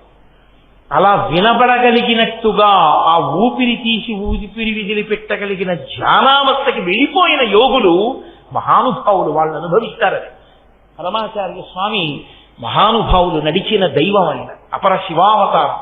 వారు కూర్చుని ఎదురుగుండా వాళ్ళు మాట్లాడుతున్నప్పుడు వింటూ చెవిలా అంటుండేవారు. చెవిలా అంటూ ఎదురు వాళ్ళ మాటలు వింటున్నట్టే ఉంటూ అర్ధనిమీలిత నేత్రాలతో ఉండి యోగావస్థలోకి వెళ్ళిపోయి అమ్మవారి పాద మంజీరముల శబ్దం వినేవారు. ఆయన ఏదైనా చెప్తూ చెప్తూ ధ్యానంలోకి జారిపోయేవారు. ఆయన ఏదో సౌందర్యలహరిలో శ్లోకంలో ఏదో చెప్దాం అనుకునేవారు. అనుకుని ఆయన మొదలుపెట్టి సహస్రారే తారే అలా ఉండిపోయేవారు. మళ్ళీ ఒక 5 నిమిషాలు అని అదేదో చెప్పేవారు. మళ్ళీ ధ్యానంలోకి వెళ్ళిపోయారు. ఒక్కొక్కసారి ఆయన ధ్యానావస్థలోకి వెళ్ళిపోతే ఆయన వీపుని చెదపురుగులన్నీ కొరికేసి ఆయన ధ్యానంలోంచి బహిర్ముఖులై వీపుని ఏవో కొరుకుతున్నాయి చూడు అన్నారు శిష్యుణ్ణి. అయ్యయ్యో చెదపురుగులు కొరికేస్తున్నాయండి, రక్తం కారిపోతోందని అతను గబగబా బట్ట పట్టుకొచ్చాడు. ఆయన అన్నారు, వద్దు వద్దు వద్దు వద్దు వద్దు, నేను పరివ్రాజకాశ్రమంలో ఉన్న సన్యాసిని, నా వలన ఏ భూతమునకు అపకారం కలగకూడదు, నా శరీరం దెబ్బతిన్నా పర్వాలేదు. ఏం చేస్తావంటే శ్రావణం ఉంటుందే, బంగారపు పిసర్లు పైకెత్తుతారు, అది పట్టుకొచ్చి బట్ట మెత్తడికి పట్టుకొచ్చి ఒక్కొక్కదాన్ని చచ్చిపోకుండా మెత్తగా పట్టుకుని తీసేసి మెత్తటి బట్టలో పట్టుకెళ్ళి మళ్ళీ అవి బతకడానికి వీలుగా ఎక్కడైనా కాస్త ఎండిపోయినటువంటి కొయ్య ఉన్న చోట వాటిని జాగ్రత్తగా దులిపి వచ్చేసేయని వీపు వంచుకుని కూర్చున్నారు. కూర్చుంటే శ్రావణంతో తీసేశారు ఆ చెదపురుగుల్ని. అతి మహానుభావుడి సన్యాసాశ్రమం అంటే. అందుకే ఈ శతాబ్దపు నిజమైన సన్యాసి అన్న బిరుదు ఇవ్వబడిన ఏకైక వ్యక్తి పరమాచార్య ఒక్కరే. ఆ స్థాయిని చేరుకున్నారు మహానుభావుడు. నడిచే దేవుడని పేర్కొంచారు. అటువంటి చంద్రశేఖరేంద్ర సరస్వతి మహాస్వామి మీకు ఎవరైనా పరిచయం ఉన్నారో లేదో, కాకినాడలో పరమాచార్య స్వామి వారి యొక్క వైభవాన్ని అనుభవించినటువంటి వారు, బాగా దగ్గరగా పరిశీలించినటువంటి ఒక వ్యక్తి నాకు బాగా పరిచితులు. వారు నాతో చెప్తూ ఉంటారు అప్పుడప్పుడు. పల్లకీలోకి వెళ్ళి కూర్చుని ధ్యానంలోకి వెళ్ళిపోయాంతే అమ్మవారి పద నూపురముల యొక్క శబ్దాన్ని వింటూ ఆ యోగ స్థితిలో అలా నిలబడిపోయి ఉండిపోయారు. అది ఆ స్థితిని పొందుతారు. అది వాళ్ళని అమ్మవారు హంసలకి నడక నేర్పగలిగిన నడక అన్న మాటకు అర్థం. అది మన పాదములు ఏం చేస్తాయంటే నడవడానికి పనికొస్తాయి. అమ్మవారి పాదములు కేవలం నడవడానికి పనికొస్తాయని మీరు అనుకోకూడదు. శంకరుల ఉద్దేశ్యం ఏమిటో తెలుసా? ఆవిడ కంకణమును చూడండి అన్నప్పుడు ఆవిడ మంజీరమును చూడండి అన్నప్పుడు ఆయన ఉద్దేశ్యం ఏమిటో తెలుసా? మంజీరము మీరు చూడాలి అంటే మంజీరము గురించి వినేటప్పుడు మీకు ఏది కనపడుతుంది? ఆవిడ పాదం కనపడుతుంది. ఆవిడ పాదం కనబడినప్పుడు ఏం కనపడుతుంది? ఆవిడ పాదం చక్కగా పసుపు రాసి పారాణి పెట్టి ఉంటుంది. నఖధీవితి సంచలన మజ్జన తమోగుణ, ఆవిడ వేలికున్న గోటి కాంతులను దర్శనం చేస్తే చాలు కొన్ని కోట్ల జన్మల అజ్ఞానం విరిగిపోతుంది. ఆవిడ పాద మంజీరముల శబ్దం మీకెప్పుడు వినపడుతుంది? ఆవిడ కడిగితే వినపడుతుంది. తాడేపల్లి రాఘవనారాయణ శాస్త్రి గారని ప్రతస్మరణీయులు, మహాపురుషులు. వారు ఒకనకొకప్పుడు పరమదరిద్రాన్ని అనుభవించారు. ఆయన ఏమీ లేదు ఇంట్లో తినడానికి, లలితా సహస్రం చేస్తూ కూర్చుండిపోయి మహానుభావుడు ఒక స్థితిలో స్పృహ తప్పి పడిపోయారు. స్పృహ తప్పి పడిపోతే అమ్మవారి పాద మంజీరముల ధ్వని వినపడుతుండగా వచ్చి లేపి కూర్చోబెట్టుకుని పాయసం పెట్టింది. ఆయన ఆ తర్వాత వెనక్కి తిరిగి చూడాల. వారింట బాలాస్వరూపం తిరుగుతూ ఉండగా బాల మంజీర ధ్వనులు విన్న వాళ్ళు ఎందరో ఉన్నారు. ఇప్పటికీ ఆ ఇంటికి వెళ్ళి ఒక రోజంతా ఉన్నటువంటి కొంతమంది వ్యక్తులు నా దగ్గరికి వస్తుంటారు. మొన్ననే వచ్చారు కూడా ఒక ఆయన. పేర్లు చెప్పడం బాగుండదు సభాముఖంగా అని నేను చెప్పట్లేదు. అలా అనుభవించారు మహానుభావులు, పరదేవతానుగ్రహాన్ని పొందారు. అమ్మవారి పాద మంజీరముల ధ్వని వినబడింది అంటే అంతటి మహాయోగి అని గుర్తు. ఊపిరిలో వింటారు వాళ్ళు. ఆ ఊపిరి తీసి విడిచిపెట్టడంలో అంత మెల్లనితనాన్ని పొందేసి అమ్మవారి మంజీర ధ్వనులు వినపడతాయి. ఆ పాదము కాని కనపడిందా, మంజీర ధ్వని వినబడిందా, వాడికి రక్షణ. మకైర్నాక స్త్రీణాం కరకమల సంకోచతిభి తరుణాం దివ్యానాం హసతి గిపతే చెంటి చరణౌ ఫలాని స్వస్యేభ్యః కిసలయకరగ్రేణ దదతా దరిద్రేభ్యో భద్రాం శ్రీయమనిశమాస్నాయ దదతౌ అంటారు శంకరులు సౌందర్యలహరిలో. ఎంత దరిద్రుడైనా ఎక్కడైనా అమ్మా అని పిలిస్తే చాలు ఆవిడ రక్షణ పొందుతాడు. స్వర్గలోకంలో ఉన్న దేవతలకు ఉండదు ఆ రక్షణ. అమ్మవారి పాదములను నమ్ముకున్న వాడికి ఆ రక్షణ ఉంటుంది. అటువంటి పాదములు, అటువంటి మంజీరములు. మూకశంకరులు అమ్మవారి పాదములను స్తోత్రం చేస్తూ ఒక అద్భుతమైన మాట అన్నారు. నేను ఇప్పుడో చదివినవి మూక పంచశతి అవి అసలు ఈ మధ్య నేను చూడనే కుదరట్టలేదు. జటాలా మంజీర స్ఫుటరుచి అంటారు. అందులో అమ్మవారి యొక్క పాదములకు జటలొచ్చినట్టుగా ఉంటాయి. అంటే అమ్మవారికి జట ఉంటుంది, అది కాదుట. అమ్మవారి పాదములు ఒక్కటే ఒక మనిషి కింద చిత్రీకరించారు ఆయన. అవిట ఎలా ఉంటాయంటేట జటాలా మంజీర స్ఫుటదరుణ నికటై. ఆ పాదములకు పెట్టబడినటువంటి మంజీరములలోంచి వచ్చేటటువంటి వివిధ రకములైన మణుల కాంతులు ప్రసరించడం వల్ల తపస్సు చేస్తున్న వ్యక్తికి జటలు కట్టేసి ఎర్రగా ఎలా వేలాడుతుంటాయో జటలు, అమ్మవారి పాదములు ఒక్కటే అలా ఉంటాయిట. మీరు మరోలా అనుకోకండి, మీకు బాగా అర్థం అవడానికి నేను చూపిస్తున్నాను. అందులో ఆయన అంటారు, అమ్మా నువ్వు నీ పాదములు ఎలా కూర్చుంటాయంటేట తపస్సులో కూర్చున్నట్టుగా అవి ఆమె యొక్క గోళంలోంచి నఖ రుచి జరి గంగపయస అంటారు. తపస్సు చేసే వ్యక్తి గంగానది ఒడ్డున కూర్చుని తపస్సు చేస్తుంటే కింద నుంచి గంగ నీళ్లు వచ్చేసాయి అనుకోండి, ప్రవాహం వచ్చి బహిర్ముఖుడు అవడం. అలాగే గంగ నీళ్లలోనే అలాగే కూర్చుని తపస్సు చేసేస్తూ ఉంటాడు. ఎందుకంటే మనసు పైకి వెళ్ళదుగా, లోపల రమిస్తున్నాడు. గంగాజలాలు తగులుతూ వెళ్ళిపోతున్నాయి. కొద్దిగా ప్రవాహం పైకి వచ్చింది, ఆయనకి తెలియదు. అలాగే గంగాజలాలలో కూర్చుని తపస్సు చేస్తున్నట్లుగా నీ పాదములు కూడా తపస్సు చేస్తున్నాయమ్మా అన్నారు. ఆ తపస్సు చేసే వ్యక్తికి పైన జటలు కట్టి వేలాడతాయి. అలా నీ పాదములు కూడా గంగలో ఉన్నాయి. ఎలా ఉన్నాయో తెలుసా అన్నారు. నీకు అర్థం అవడానికే చూపిస్తున్నాను తప్ప నా ఉద్దేశ్యం ఇంకొకటి కాదు. అమ్మవారి పాదములుట ఇలా పెడితే ఆవిడ పాదములు ఎలా ఉంటాయంటేట ఇలా పెట్టినప్పుడు ఆవిడ ఆ గోళ్ల యొక్క కాంతులు గంగపయస, ఆ గోళ్ల కాంతులు తెల్లగా ఉంటాయి. గంగా నదీ జలాలు తెల్లగా ఉంటాయి. ఆ తెల్లటి కాంతులలో ఉన్న ఆమె పాదములు గంగా జలాలలో తపస్సు చేస్తున్న ఒక యోగిగా ఉంటాయి. దీనికి పెట్టబడినటువంటి మంజీరముల మణుల కాంతులు జటాలా మంజీర, ఆ జటలుగా ఎర్రటి జటలుగా కాంతులు వేలాడుతుంటాయిట. అలా ఉన్న నీ పాదములను దర్శనం చేస్తే ఏమవుతుందో తెలుసా అన్నారు మూకశంకరు. అమ్మ నీ పాదములు ఎందుకు తపస్సు చేస్తున్నాయో తెలుసా? లోకంలో మనుషులు తపస్సు చేస్తారు, నీ పాదములు ఎందుకు తపస్సు చేయడం అంటే పాదములు ఎందుకు తపస్సు చేస్తున్నాయంటేట ఎక్కడైనా ఎవరైనా నా భక్తులు అమ్మా అని పిలుస్తారేమో రక్షించాలని తపస్సులో పరమేశ్వరుణ్ణి చూసినట్టుగా అవి తపస్సమాధిలో ఉండి భక్తుల్ని చూస్తున్నాయిట. ఈ పాదములంత శక్తివంతములమ్మా అన్నారు మూకశంకరు పాదారవింద శతకం చేస్తూ. అమ్మ పాదములు, అమ్మ మంజీరములంటే అంత శక్తివంతములు. కాబట్టి నేను ఎంతని మీతో మనవి చేయగలను. అలా మనవి చేస్తూ వెడితే 7 రోజులు ఒక లెక్క, అది సరిపోతుందా? అసలు అమ్మవారి యొక్క జనప్పనక్కను పురాయై పదాబ్జరాజత్ఫణిరాజితాయ. శంకర భగవత్పాదులు అంటారు, ఇప్పటిదాకా అమ్మవారి చేతులకు అమ్మవారి పాదములకు పెట్టబడినటువంటి ఆభరణముల గురించి మాట్లాడారు. ఇప్పుడు దేని గురించి మాట్లాడుతున్నారంటే పరమశివుని యొక్క ఆభరణములు మాట్లాడుతున్నారు. పరమశివుని యొక్క పాదములకు పెట్టబడిన ఆభరణములు ఏవి ఉన్నాయిట ఆయన పాదములకు? పదాబ్జరాజత్ఫణిరాజితాయ. ఆ అయ్యవారి పాదాలకి పాము చుట్టుకుని ఉంది.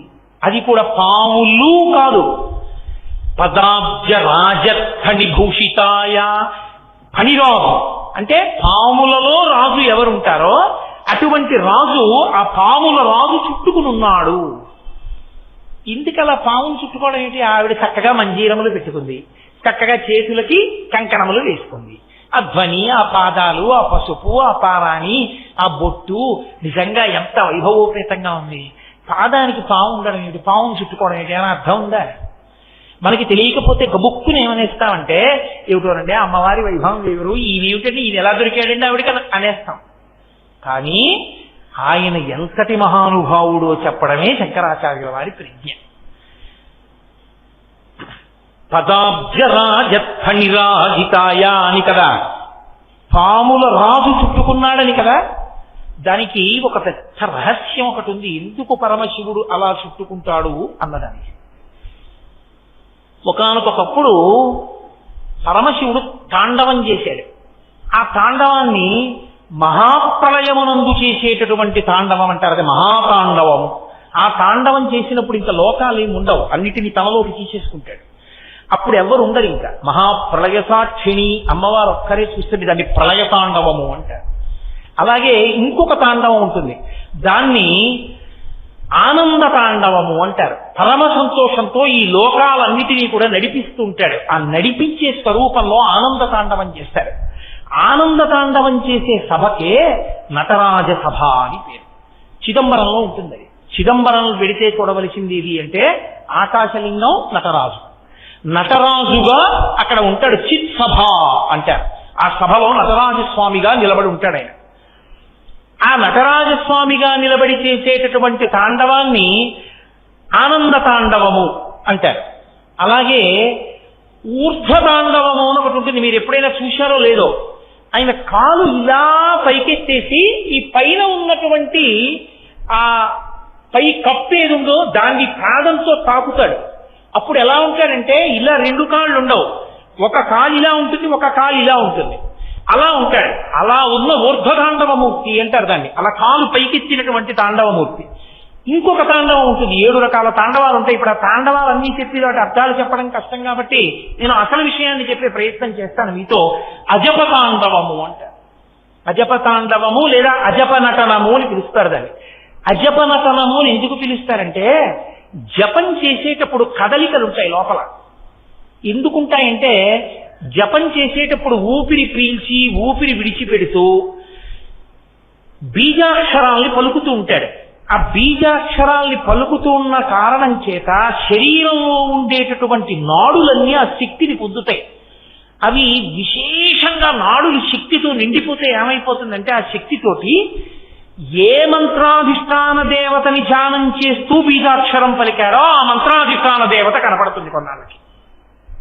అందుకు మంత్రజపం, అది మంత్రజపం యొక్క శక్తి. కాబట్టి మంత్రజపం అంత గొప్పది. అటువంటి మంత్రజపం చేత లోపల వచ్చేటటువంటి కదలికలకి జపతాండవము జపనటనము అంటారు. అంతవరకు అర్థం చేసుకోండి చాలు. అజపనటనము అని ఒకటి ఉంటుంది. అజపనటనము అన్న మాటకు అర్థం ఏమిటో తెలుసా? ఆయన ఏమీ జపం చేయడు, ఆయన ఏమీ మంత్రం చెప్పడం, ఆయన ఈ ధ్యాన స్వరూపాన్ని చూడడం. అజప అంటే జపం చేయట్లేదు, కానీ ఏం చేస్తున్నాడు? జపం చేయకపోయినా కూర్చుని ఊపిరి తీసి ఊపిరి విడిచిపెడుతున్నాడు.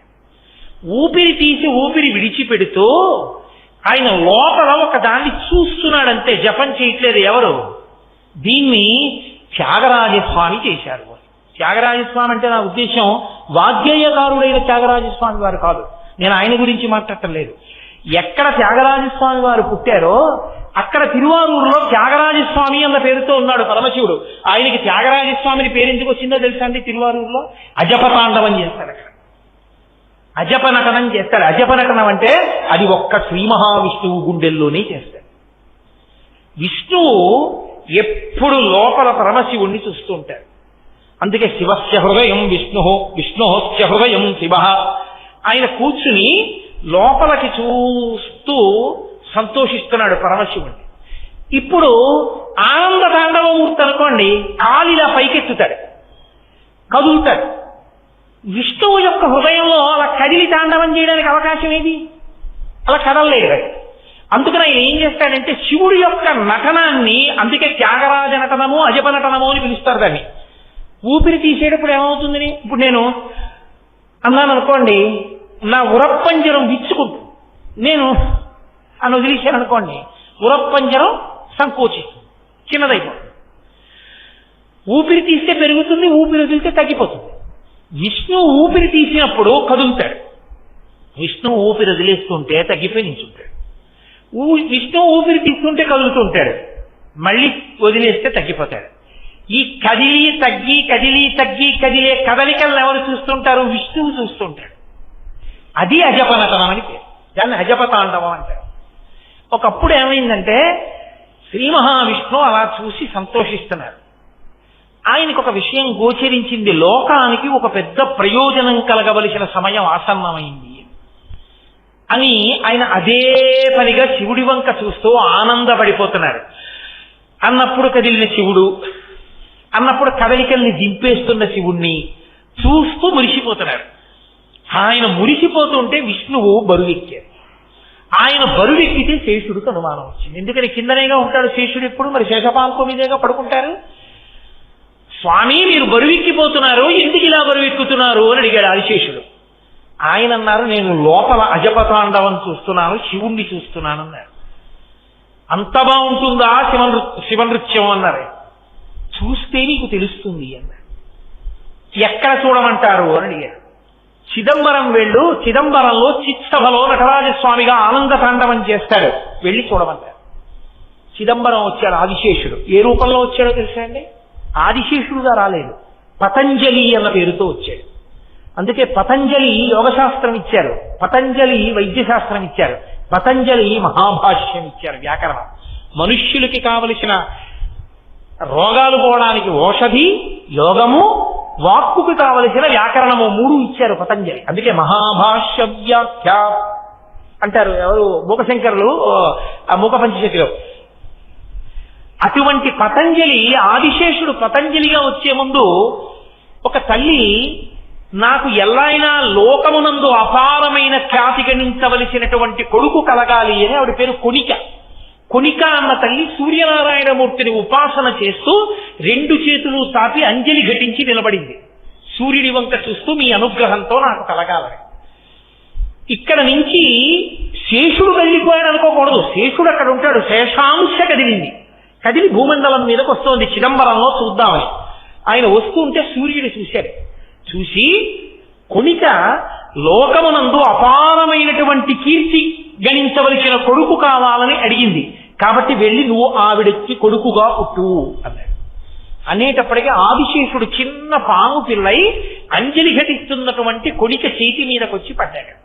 ఆవిడంది, సూర్యనారాయణమూర్తికి అంజలి ఘటిస్తుండగా నాకు బిడ్డడిగా చేతి మీద పడ్డావు కాబట్టి పట్టంటే పడ్డావు, అంజలి ఘటిస్తుండగా అంజలి మీద పడ్డావు కాబట్టి నీకు పతంజలి అని పేరు ఇచ్చారండి. అందుకొచ్చింది పతంజలి అన్న పేరు. ఆ పతంజలి చిదంబరం వెళ్ళాడు.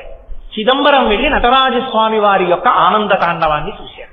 అందుకే మీరు ఎప్పుడైనా నటరాజస్వామి వారి యొక్క మూర్తిని చూడటం కాదు, విగ్రహం చూడటం కాదు, నటరాజస్వామి వారి యొక్క చిత్తరువుని చూడాలి. అది కూడా తెలిసి తెలియని వాళ్ళు గీసింది కాదు. మీరు కంచి ఏకాంబరేశ్వరుడి దేవాలయానికి వెళితే, మొన్ననే నేను ఏకాంబరేశ్వరుడి దేవాలయానికి వెళ్ళినప్పుడు నాతో ఉన్నారు ఎవరు, అది మోహన్ రావు గారే ఉన్నారు నాతో. ఆయనకి చూపించాను కూడా, చూడండి. నటరాజస్వామి వారి యొక్క మూర్తి వెనక గోడ మీద గీసి ఉంటుంది. మళ్ళీ అలా ఉన్నది ఎక్కడో తెలుసా అండి? కాశీపట్టణంలో కంచికామకోటి వారి సత్రం ఎదురుగుండా చంద్రశేఖరేంద్ర సరస్వతి మహాస్వామి వారు శివ పంచాయతన దేవాలయ నిర్మాణం చేశారు. ఆ దేవాలయంలోకి వెళ్ళగానే ముఖమంటపంలో ఉంటుంది ఆ నటరాజస్వామి ఆనంద తాండవం. ఆనంద తాండవంలో అందరూ కదులుతారు, అందరూ కదిలి వాయిస్తూ ఉంటారు. విష్ణువు మధ్యలో వాయిస్తూ ఉంటారు, అందరూ తలకోవాద్యం వాయిస్తూ ఉంటారు, పరమశివుడు నర్తన చేస్తూ ఉంటారు. కదలకుండా ఉండేవాళ్ళు ఎవరో తెలుసా? ఇద్దరి, ఒకరు వ్యాఘ్రపాదుడు, ఒకరు పతంజలి. అందుకే ఆనంద తాండవం చూడ్డానికి వచ్చిన పతంజలి ఏం చేశాడంటే, కిందంతా పాము శరీరం, ముఖం ఒక్కటి మనిషి ముఖం, కిందంతా పులి శరీరం, ముఖం ఒక్కటి మనిషి ముఖం వ్యాఘ్రపాదుడి. ఇప్పుడు మళ్ళీ నేను వ్యాఘ్రపాదుడి చరిత్ర అంతా ఎక్కడ చెప్పను, అందుకని వ్యాఘ్రపాదుడు అంతే అలా అనుకోండి. పతంజలి చెప్తున్నాను వినండి అంతే, అక్కడ అవసరం కాబట్టి. కాబట్టి ఇప్పుడు పాము శరీరం, ముఖం మనిషిది. పతంజలి అలా చూస్తూ ఉంటాడు నమస్కారం చేస్తూ, తప్ప ఆయన ఏం వాయించడు.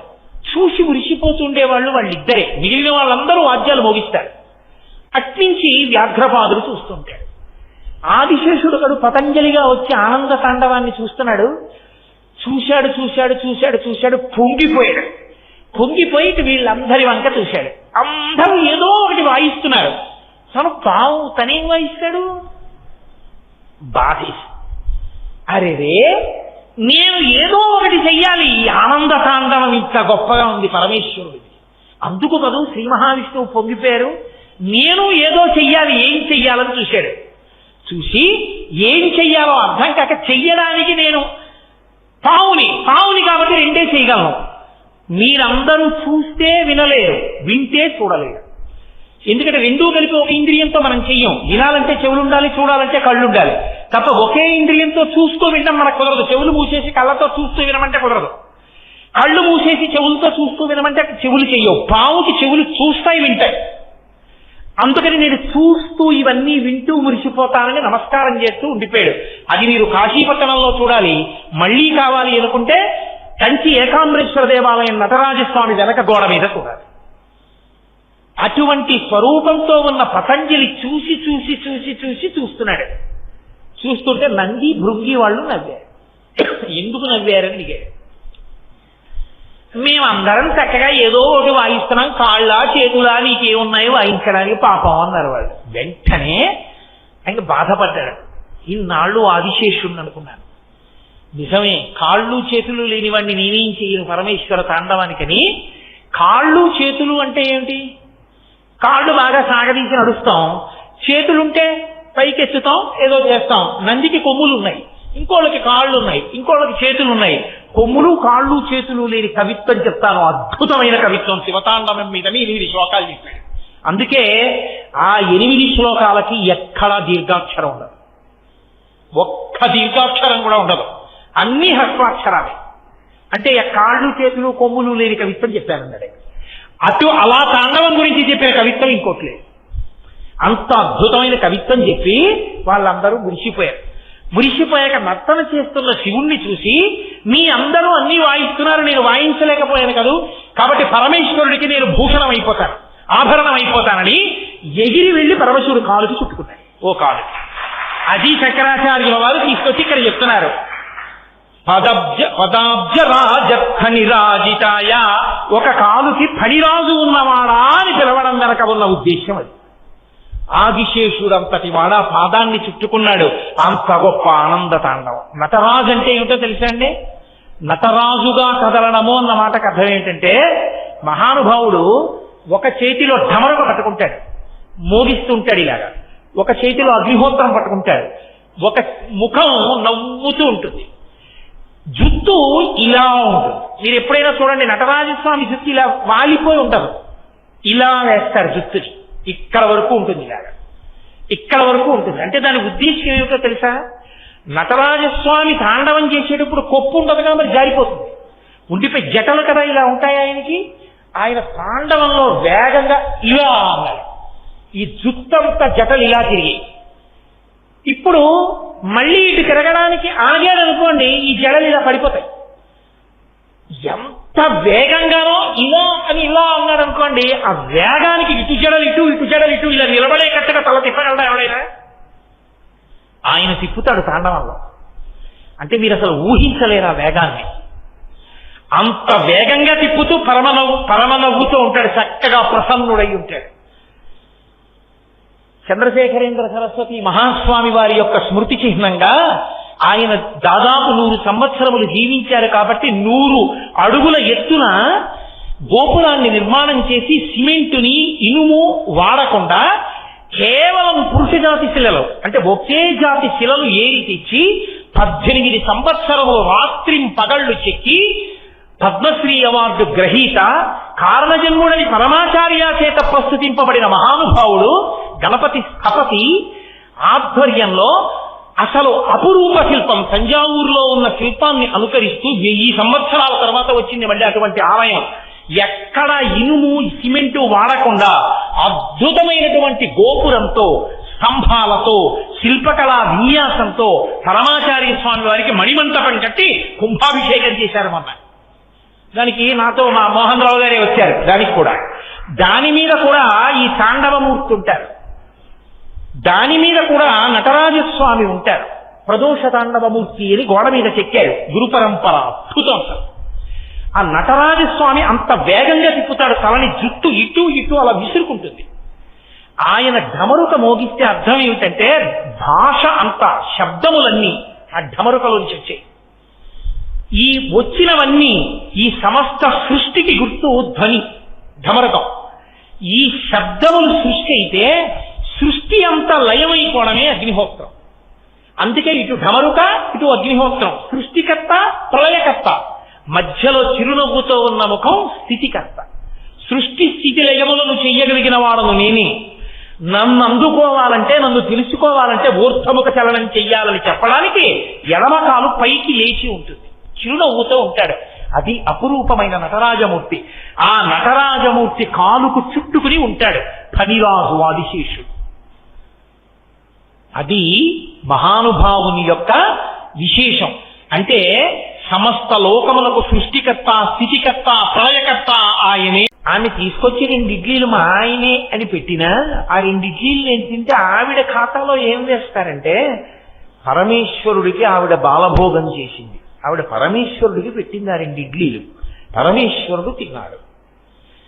ఇప్పుడు నా వైపు నుంచి, పురుషుడి వైపు నుంచి ఈశ్వరుడికి ఏదైనా పెట్టడం అంత తేలికైన విషయం కాదు. కానీ స్త్రీ వైపు నుంచి నిరంతర భగవదార్చన చేసే అవకాశం వాళ్ళకు ఉంటుంది. నాన్నగారండి మీ పంచ మడత పెట్టి అక్కడ పెడతాను, నాన్నగారండి కాళ్ళు పక్కన, ఇది కొడుకు కర్తవ్యం. ఇది చేసేటప్పుడు మా నాన్నగారు నా ఫీజు కట్టారా కట్టలేదా, మా నాన్నగారు నాకు డబ్బు ఇచ్చారా ఇవ్వలేదా అన్నదాన్ని బట్టి కాళ్ళు కడుక్కోవడానికి నీళ్ళు ఇవ్వడం ఉండదు. తండ్రి ఇచ్చినా ఇవ్వకపోయినా నీ కర్తవ్యం నువ్వు చేసేయాలి. అందులో ఇంకా మళ్ళీ ఏమి రాజీ ఏం ఉండదు. అందుకే